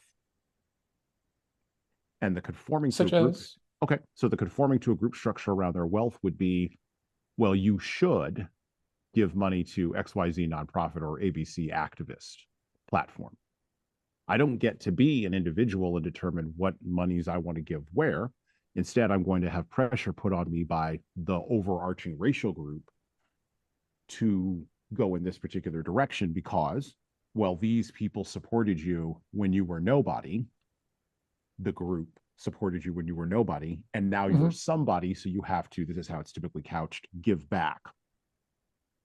And that to me is the dirty underside of the conformity argument, but from the opposite direction. So I'm okay to be an individual if I'm going against the dominant group on my racial identity. But the second I get money as an individual, now I must return those funds back to the dominant group, or even to the minority group that I came out of, in order to Hmm. raise other members of that group up. I'm not allowed to be an individual on that. I'm just not. There's all kinds of social controls around that. And so I think we have to be intellectually honest and say that this idea of conformity versus security, and the individual versus the group, right, Hmm. is one that I think, just like what motivates young men to combat, is one I don't think we're ever going to resolve. It's going to be the continuing Fear. dynamic tension. Yeah, it's going to be the continuing dynamic tension for police for as long as there's human beings. Hmm. Um, and I think that the line between those two things runs through the human heart, as Alexander Solzhenitsyn would say about the line of tyranny, right? Um, and I don't think there's a way to make, other than maybe in smaller and smaller communities, this is maybe the only way I see it working. I don't think there's a way to unite people around that. So, and I'm using race as an example because that's the one that I'm most familiar with, because that's where I get the most pushback, right? There's presumptions about what I should do with my money because of how I look or where I came from. And by the way, I'm not the only one to And you rap. mean, Oh, I'm not the only one to like talk about this. Kanye West rapped about it all the time, right? Maybe I should have forgotten where maybe I shouldn't have forgotten where I came from, right? Well, I'm not oh, forgetting where I came from. Where I came from was conformist in a particular way that, quite frankly, I didn't want to go there. That's not that okay, I've I'm with you. forgotten. It's Hmm. that I've decided to rise as an individual out of that conformist thing, out of that conformity. And now you're going to pull me back into that conformity like a crab in a Yeah. bucket. And you're going to claim that whatever the dominant majority is doing is somehow not correct. And Yep. yet, if I hadn't played the dominant majority's game to a certain degree of success as an individual, because nobody else was helping me, Hmm. well, how are we going to square that circle? And by the way, I don't think there is a good way to square that circle. I think it works out differently. The line runs through every human heart, and every human being has to work this out differently and has to make decisions. I think the internet has allowed people to see what the decisions are that people make more clearly, and then to unite in community in smaller and smaller groups further and further out on the long tail. And this is part of that decline of mass thing that's happened. But I don't know how far out the long tail goes. I guess we'll find out with the LLMs. I guess we'll find out how far out the long tail goes. That's going to be fascinating and interesting. And I have a question mark at the end of that because I don't know what the answer is. It's where I get a little sideways with these conversations, and I'm trying to be better Sure, about this idea, right? Because what what you just told me is you're not ever going to make anybody all happy, which is just life. You know what kind I'm of. saying? Maybe, Like if maybe it's my tragic view of human experience, and I'll chalk mhm, it up to that. Maybe it's that I have a tragic view of human experience, and maybe that's just me, and that's just my bad mile and my bad road, and I got to deal with that. I'm yeah. not asking you to adopt that road. Well, like the thing where I keep getting like stuck is um oh man, okay. We're gonna get spicy. Social media has given way This too is what many we people, promised. This is what yeah. we promised to people. Social media has given way too many people access to being loud without the ability to be clear. Okay. And the way that all the algorithms I would agree with that. play Yeah, is you're not benefited by talking at depth and making sure that you're spelling everything out so you can't be misinterpreted. The stuff that gets the most mileage is the stuff to where two very polarized different people can find something to argue about. And here's the thing. Are they even arguing about the same things? Half the time, no, not at no, all. But most people can't have a civil debate. Most people can't stand up to critical feedback of like, hey, have you gone and researched any of these things? Or are you just watching the news all day? Well, I've been watching the right. news all day. Okay. And that makes you feel like you're really informed just by watching the news, right? Where you are the product. And like that's not to say that people like should avoid the news. I avoid the news because I just can't deal with it anymore because I don't know what is actually worth caring about at this stage, Hmm. right? Because it just feels like everyone just wants my focus and attention. So none of you get it. I'm gonna go over here and do my own stuff. but I'm but taking my there's ball and going home. yeah, a little bit, kind of like I can't impact any of this, and I don't really believe anybody who has a vested interest in my eyeballs being on your page to give me the truth. So let me Right. go I'm gonna go read 3 articles from very different sources, and I'm gonna try to figure out the main line through it, kind of thing is how I kind of go about it.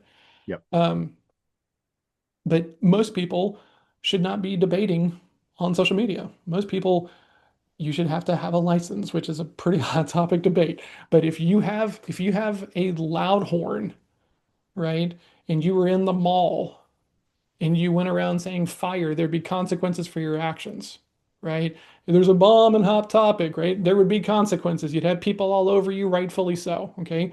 But you can get on social media to say whatever you want, and like there are strategists that are specifically hired to make it more polarizing and all of these things and stuff like that. So it's tough, right? It's Hmm. it's the problem is a lack of vocabulary, in my opinion, and then a lack of having to sit in front of people and say these things versus being able to hide behind the keyboard and then doing that 50,000 times and there's never been any consequences for those things, and now you're just going around heavy-handed feeling justified, like everything must be right because no one's ever been able to convince you that you've been wrong, but you avoid all of those conversations because they're the dumb ones, right? And Hmm.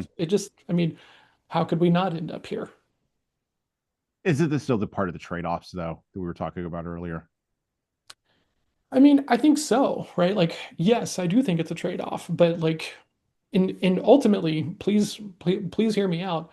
I love that I don't just get my information from the local paper and that's the only access that I have to it because that would be way worse, right? I'm very well Right. aware of that, right? Talk about trade-offs, right? Yeah. So I'm never going to push too hard for like censorship online because I want the ability to talk about the things that I want to talk about, even when they're unpopular. So I Hmm. must give other people space to talk about the things that I think are stupid or unpopular because I want my ability to go do these things, right? But when you start thinking of like, well, I'm right and everyone else is wrong, that's where you lose the thread, right? Hmm. And if someone else believes something differently than you, well, then they just must be the idiot. They're not allowed to be intelligent and think differently than you because you're not on the level of understanding just how deep all of these decisions and chains and things like that go. It's just, oh, well, you're an idiot because that helps me sleep at night. I don't have to question anything super deeply because you're dumb, right? It just becomes the easiest off ramp, right? Hmm. Oh, you're a child. I don't have to listen to you. Well, like this is why I have a shirt, my favorite shirt. Don't argue with don't argue with idiots on the internet. Favorite shirt. Had to buy it. It doesn't even really fit me because like I washed it one time and it shrank up too big, but it still hangs up in my closet. And there are certain days when I'm going through my shirts, I'm like, what am I going to wear today? And I get to that shirt and I was like, thank you for the reminder, right? And this is compounded because you can't have hard opinions about anything without some person being like, well, have you thought about? Yeah, thought about it, right? Like at least Right. I have, right? Before I post content talking about sales and entrepreneurship and being a founder, yeah, I'm thinking about how you're going to hear it and where like Joe Schmo idiot who's never done any of this is going to be like, you're not right. Let me just go ahead and weave it in so everyone can know I'm right unless they're trying to see me as wrong, you know? So there is this weird thing. And every time I talk about a thing, especially as a sales coach, this one time back in like 1873, I followed up with one person for 5,000 days in a row. And then you know what happened, John? They bought. And it's like, okay, cool. I'm glad you have an anecdote. Is that how you want to keep getting it done? Like you can't have too hard of an opinion with this thing. But by that same token, if you are out here in some sort of space, whether leadership or being a founder or anything else, you must be comfortable putting your ideas into play and going and defending them because you will have trolls. And if you let them stop you from putting yourself out there, you get to go back to work for someone else.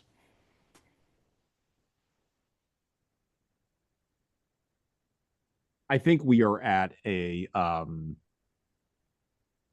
moment of, I think, several things. So we're at a moment of inflection, right? People call it a vibe shift. Okay, maybe. I think it's more like a moment of inflection or an inflection point in the culture. Um, and I put this in my notes, 20 years on from 9/11, 24 years on from 9/11, get ready to be 25, which is just insane to me. Hmm. At a certain level. Um, I'm not quite sure that if a 9/11 style event occurred now, that we would have the same response. I mean, I Um, think all the first responders that are like trying so hard to get seen and taken care of after they, put forth so much and now they've kind of gotten screwed. I mean, not really a whole lot of pattern and precedent for wanting to be super excited to go, really commit to like driving the country forward because all like if you're paying any attention, all those mhm. people that are putting forth the most effort are the people who don't get taken care of on the backside of it. Right, So exactly. why like you almost have to be delusional at this point, I would think, to be like, you know what? They're gonna take care of me. I just, Right. and I hate that I have that opinion. I really, really don't like it. But I mean, we read these books for a reason. We, like it's there, and it happens too often for I think anybody who's reasonable and really concerned about it to be like, you know what, they're gonna take care of me. Well, and even if we had like, and we're doing this podcast, 4 years after COVID, right? Hmm. And Yeah, talk about so, another wet blanket on, any kind of right, camaraderie as a nation. Yeah. right. So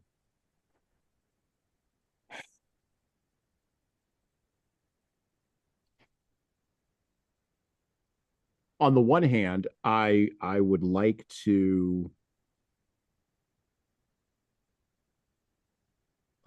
say that because of our collective in this country, and I'm not talking again, I'm not talking about the politicians or the generals. They're a minority on this one. I'm talking about because of the collective disinterest is probably a hard word, but maybe that's the most accurate one. Disinterest on the part of the electorate in not necessarily supporting the people on the back end.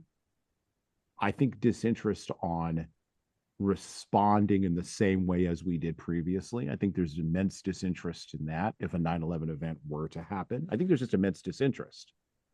Um, Yeah. the question then becomes, and this is a truly apocalyptic question, but it is the question that follows from the logic. How many 9/11 events, how close together would have to happen in order to move the American public out of their disinterest into a different space? And by the way, I'm not asking this question because I want it to happen. I'm asking the question because if the line of 9/11 is way back there in the rearview mirror, and the line of COVID is way back there in the rearview mirror, then how much more horrible will the next line have to be to shake us out of our disinterest and our apathy and our impatience with outcomes? And I think we've been asking a variation of this question since World War II. And the line has gone further and further and further and further and further out. And I think that back to that idea of being a role model in a neighborhood, I think other countries pay attention to that. They pay very close attention for a whole variety of reasons, by the way, some that are self-serving and some that are venal for their own interests, and others that are like, we wouldn't, if you don't think I'm correct, we wouldn't have had all of the blathering over Russian interference in elections if we didn't think Russia was paying attention. Whoever candidate you think it's benefiting, it doesn't matter to me. We wouldn't have all that blathering if we didn't think Russia was paying attention. We just like we don't blather about Mm, no one's blathering about South African election interference. No one. well, okay. Yeah. No one, I, because like I we don't love think this South, topic. yeah, I because we love don't this think South topic, Africa is right? paying attention, right? And the reason why I'm saying this among the smart people, those people that are not the electorate, right, but who think they know what the electorate wants by virtue of having won a vote from the electorate. They think they know that gives them an idea of what they think the electorate Hmm. wants. For those people, I don't think they have an answer to the question, and this is the part that scares me even more. They don't have an answer to the question of what would be the thing, where is the line to move the American public. And you see this, by the way, notoriously in political acts that are happening now in this country. And I'm not talking about the big popular ones that everybody can see. Like right now, we're currently in the midst of like a 30-day government shutdown. And I don't know. There's no one in my circle or the circles that I go to in my limited expansion on the internet that are even remotely talking about any of this. Oh yeah, everyone else is the bad guy, right? Right. But that's the So, first rule of rhetoric, but that is right? right. Like, Which is the first rule of rhetoric. Exactly. and Yeah. Yeah. it was funny because like one of the lines that I learned early on is like was like marketing, right? Because like I started to really get into selling, and then I started to like look at marketing and everything, and then it was like just make someone else the bad guy. Mm-hmm. So cold calls are the devil. You don't want to be a salesperson. You want to be in marketing, right? So when you can demonize something else, right? And people are like, oh, yeah, I don't want to be like that, then it creates a thing, right? And we see this, right? Remember the Titans when Denzel Washington is like he is the centering focus. He becomes the bad guy, so then everyone else does this thing. Same thing Yep. with Miracle, with Kurt Russell, right? It is such a well-known thing, and people play their parts. Like I I honestly thought that my company commander, my captain, Mm-hmm. he would not approve of how these drill sergeants were treating us and talking to us. He I was wrong. I You're was way wrong. wrong. You're way Like wrong. couldn't have been more wrong, honestly, right? So but it's human nature, right? Right. Someone else's, it's not your fault, right? And humans love to not have to take ownership for their, their deficiencies, right? So, Yeah. and we see this like, and you see this because we see it even in like martial arts training. Well, I can't do that. I got bad knees. Why are you here? How bad are Why are those you here then? knees? Yeah. How bad are those knees if you're here and training all these times, but you can't do a pistol squat? You're not strong enough. You've not developed yourself to the place to where you can do that move. Stop trying to play the victim. You're just not enough. Now, Right. accept that and then go fix it, Right. right?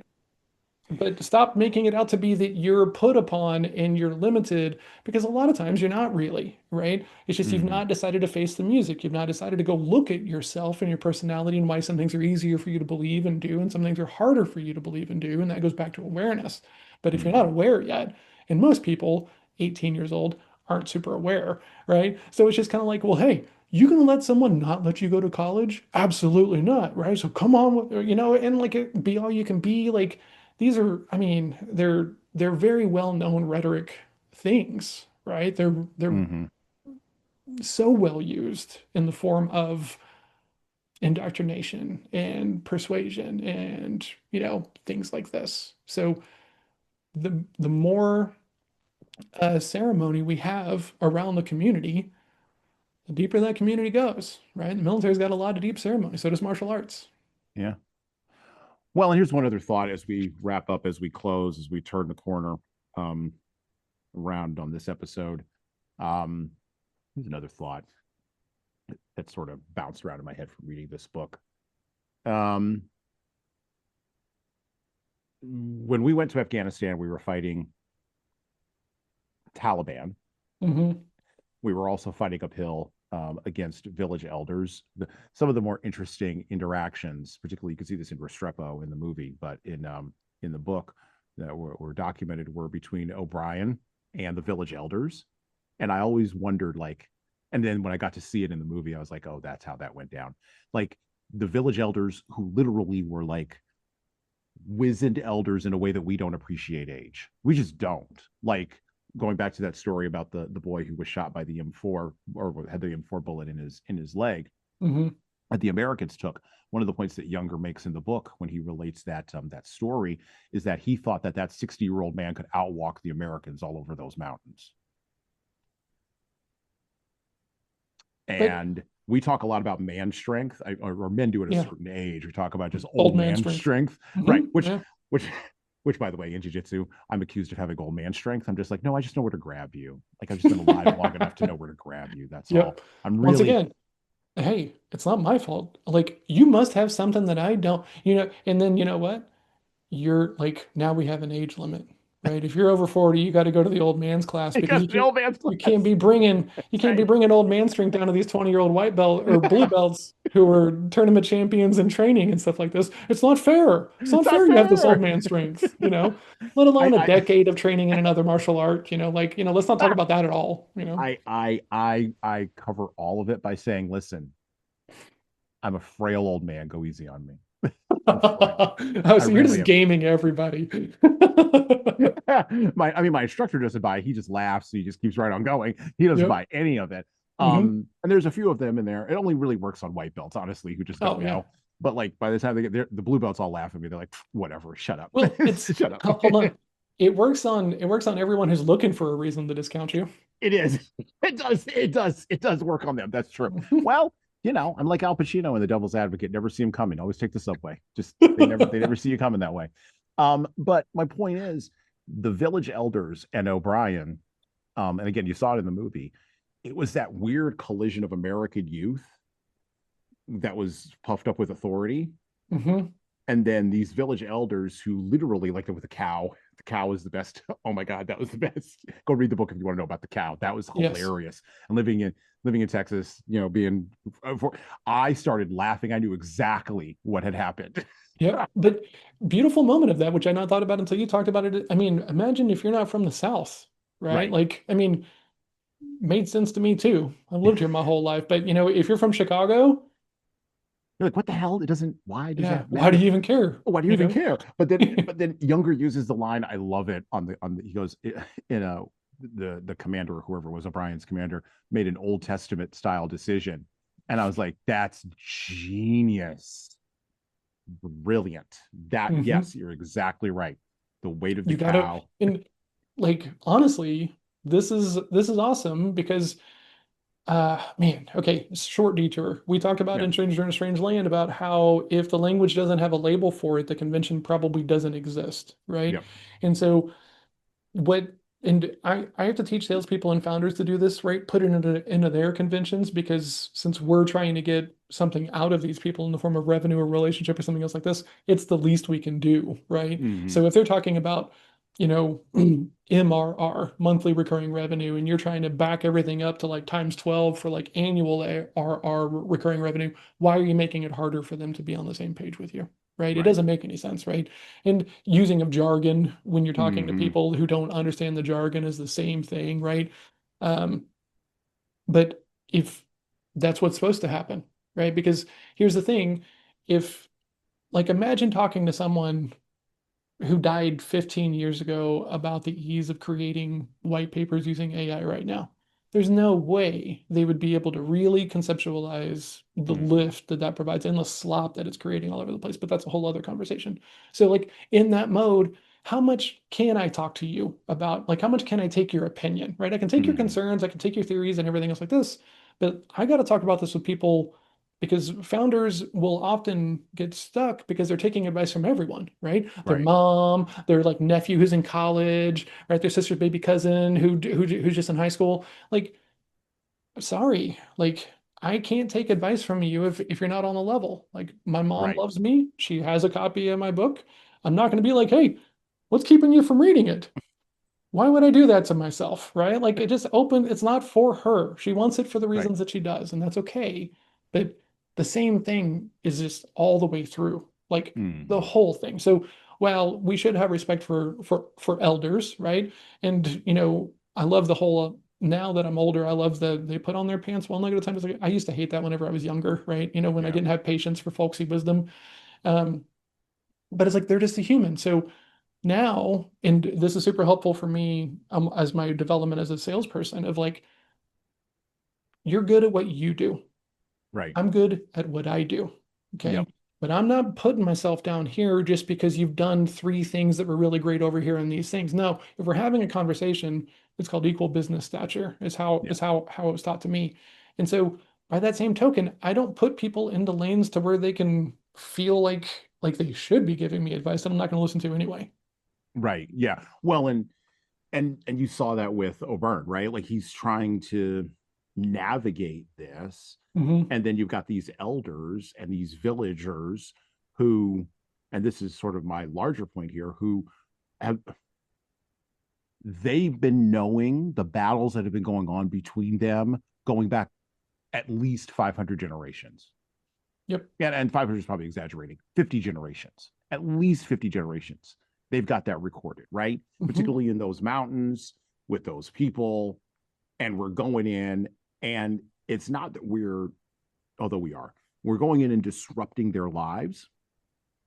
And the thing that's interesting to me is that ever since World War II, where the idea of civilians as targets in war started, we haven't yet ground down to our logical end of this, but we're getting closer to the logical end of it. And the logical end of civilians being seen as part of the infrastructure of warfare is, I think, the other dynamic that's going to shift warfare in the next 20 years. Because, see, here's the thing. So collateral damage is no longer going to be like explained away the way that it often is now? Not only that, but I think that collateral damage will be justified. Oh, so any collateral.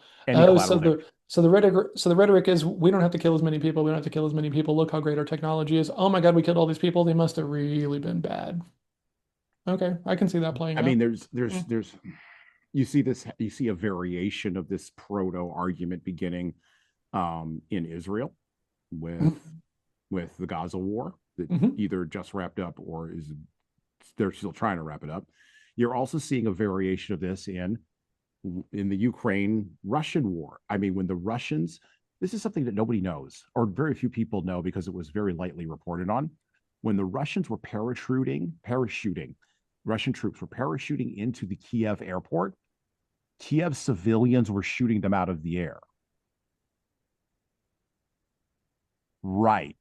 What does that make a Kiev civilian then, who could pick up an AK-47 and just shoot a Russian paratrooper out of the air? What does that make that civilian now? Now that civilian's a combatant. Now the rules of war have shifted.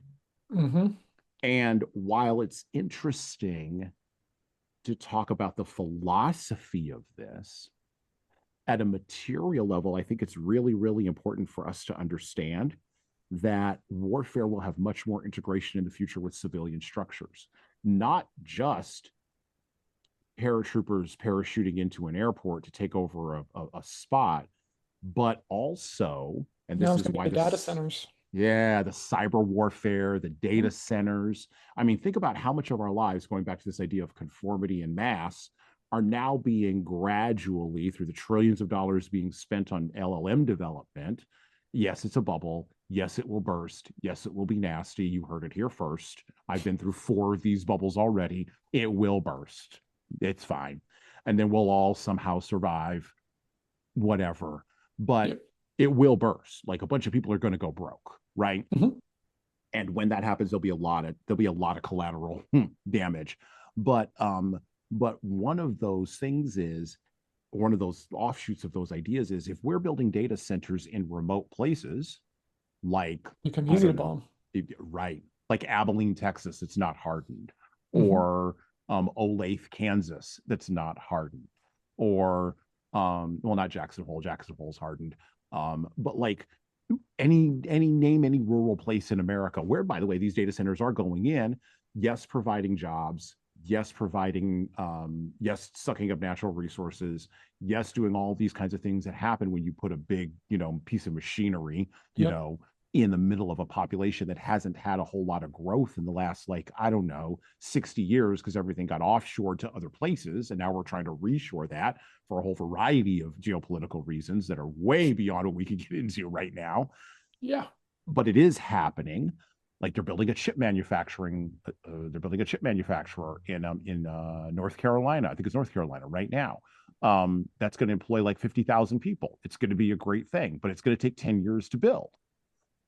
Well, I think they're trying to build, a friend of mine is trying to move into the space, and I think he was talking about maybe Little Elm, which is a suburb up here where we are. They're building a huge one out there, right? And they're popping up everywhere, so. Right. So what happens when those become nodes along a path to disrupting an enemy's infrastructure so you can make war on them better?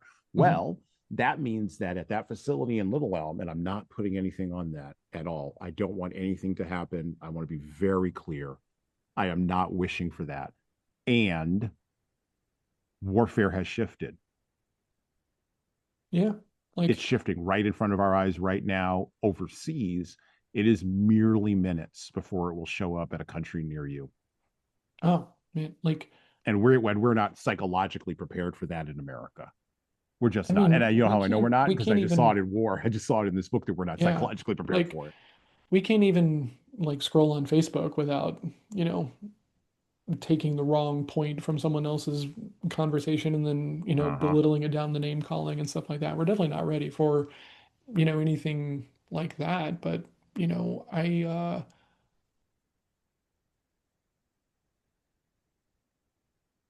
And by the way, we're going to try to do that as a country to other countries as well. It's going to be a oh, tit for tat 100%. thing. Yeah. It's going to be a tit for tat thing. Going back, right? True Lies, right? Oh, When yeah. True Lies came out, right? And Yeah. I remember watching it, and I think I was 13 or 14 when that movie came out. I think it was like 93, 94. I Mm-hmm. forget the exact year, but I'm 13, 14 years old. And I remember just being like, man, we really hate these guys with with the red head coverings. You know what I'm saying? Right. Because I'm just old enough to where I'm starting to see they're always the bad guy. Like they're Mm-hmm. always made out to be the bad guy. It becomes this very easy thing and stuff like this. And I'm like, okay, well that's kind of, and now I'm like, okay, if we're putting that into all of our cultural things, there's gonna be a whole lot more room to hate those guys just easily, right? We're Easily. indoctrinating around it and stuff like that, depending upon what you're watching and stuff. And so, that was a very weird thing to kind of, I think, realize at 13 or 14 years old, because it was like, it's like I'm supposed to hate these people, right? Mm-hmm. The same thing with I forget the name of the movie, but it had Annette Bening, it had Bruce Willis, maybe The Siege. You know what I'm talking about? And there's martial law, and it ends up being um, Let me look um, this up. a, Let me a look this up while terrorist kind you're of talking. situation. Yeah. But it came out around that same time, and I was like, man, like these people must have done some really bad things to us, and stuff like that, because it just felt like it was everywhere. It felt like I couldn't watch an action movie without them trying to make someone in the Middle Eastern You're area right. be the It bad was the guy. siege. You're It right. It was, was the yeah. siege. Congratulations, 1998. Thank you. I am really good at movie trivia. Look at Don't that. invite me to trivia night. It's brutal. So Um, I don't know. I think culture is used to soften people up for certain things, but I also think it's used to deliver media in particular is used to deliver messages very subtly. By the 100%. way, messages that are all over the map. Because Oh, you'll have two different media deliver two different messages, like the ah, propagandists can't get their can we story talk straight. about the if you anyone who's you know what, editing, who cares about editing? If you're walking around thinking that, you are being manipulated so hard because you can take the same interview and edit it 17 different ways. And my daughter is kind of at this thing now to where I'm trying to teach her how to be slow down, make sure it's Yeah. real, And one of the things that I've been showing her is I love the YouTube clips to where they'll take a movie that's a horror movie and they'll re-edit it to make it a comedy or vice versa.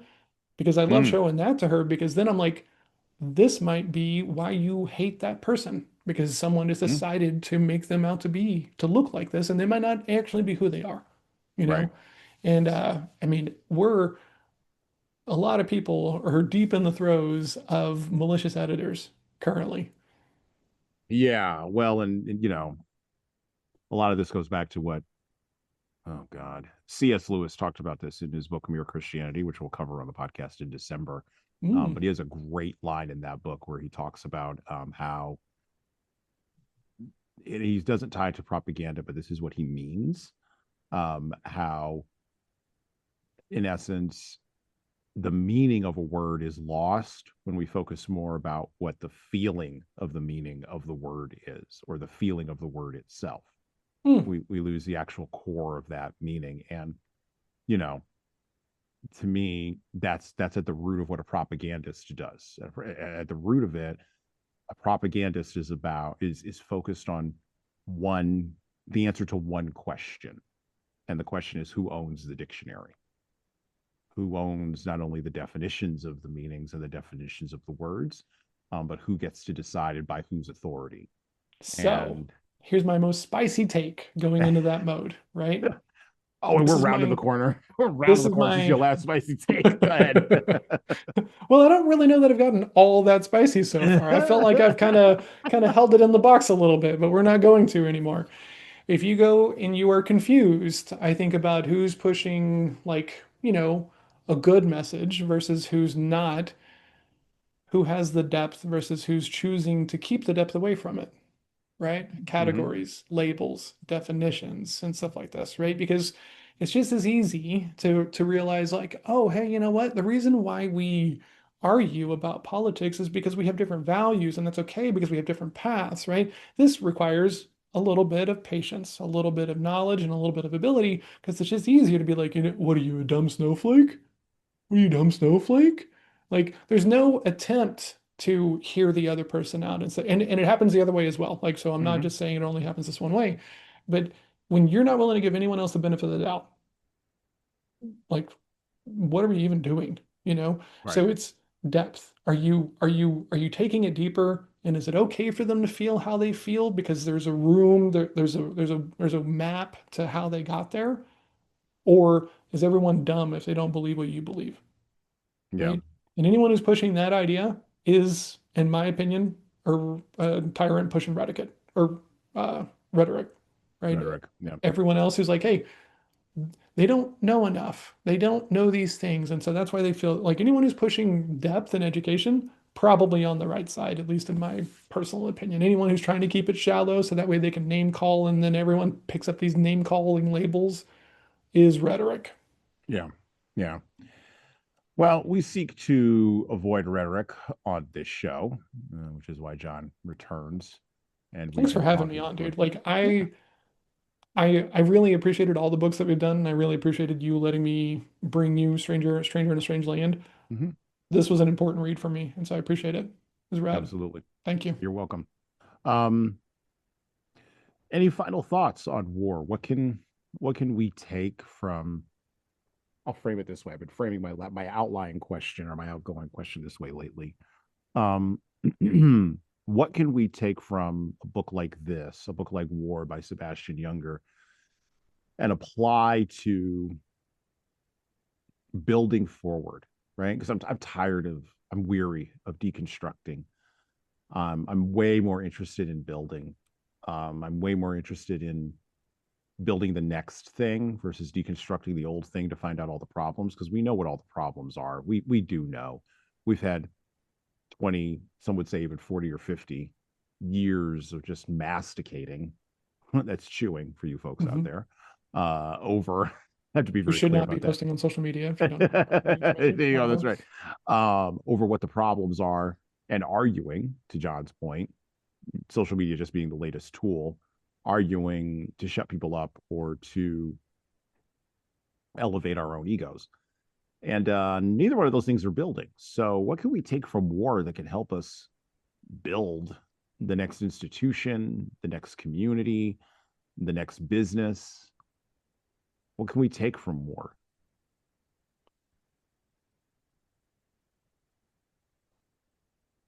I think the thing that I take away the most from war, and this shows up all the time for me in my conversations, because whenever I talk with people about hiring, right, and they start talking about salespeople, and they all start saying this line, John, I want someone who has urgency, right? And urgency is an important quality, okay? But what happens is, at least in my conversations, right? People struggle in conversations not because they're bad at sales, but because they're bad at having conversations. They've not done them enough. And so they start thinking of, I need something just more than me, right? And I think that this book shows very clearly what that end level of more can be. It becomes dogged determination. It becomes the inability to relax after the fact, right? It becomes lasting impact of these things. And so First of all, if you're in business and you're trying to whip people into rabid intensity by making it warlike, I have a problem with you, and we can talk about it. Please send me a DM. I will show you a better way to coach and lead and manage your salespeople. Because these people have been honed for this one environment specifically to the point to where they're problematic even with the people that are not as far forward as they are, right? And so when you start thinking about just rabid intensity and sales savages and urgency and everything else like this, or you're telling yourself that you need to be more because you're a founder or you're a leader and you just think you got to be more, you got to be more, you got to be more like this thing or whatever, you can take it too far to the place to where you are the cultist. You're just as problematic as anybody can be because you've lost the ability to have a discerning point of view. And that's problematic, right? You got to know those trade-offs. Favorite book for anybody around this topic that's not around war, but go read Annie Duke's a book about quitting, because quitting is notoriously shown or seen and portrayed as like absolute failure. But God, if we're going to lose everything to go win this hill, does that even make sense? No, it does not, right? Losing your sanity because you're on some founder's path and you're the only person who gets it. It's not worth your sanity. It's not worth your relationships. It's not worth anything else like this. Don't get so dogged that like people who should be able to kind of point you in the right direction can't be heard.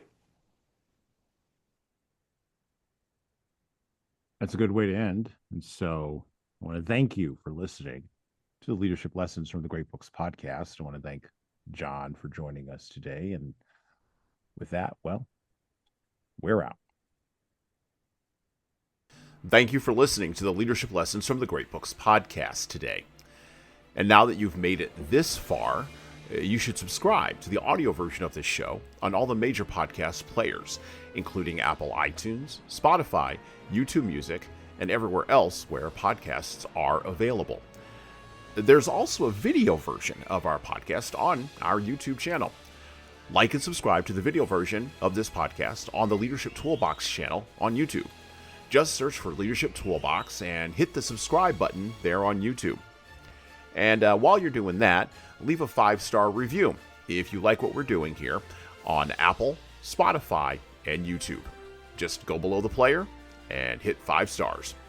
We need those reviews to grow, and it's the easiest way to help grow this show. And tell all your friends, of course, in leadership. By the way, if you don't like what we're doing here, well, you can always listen to another leadership show. There are several other good ones out there. At least that's what I've heard. All right. Well, that's it for me.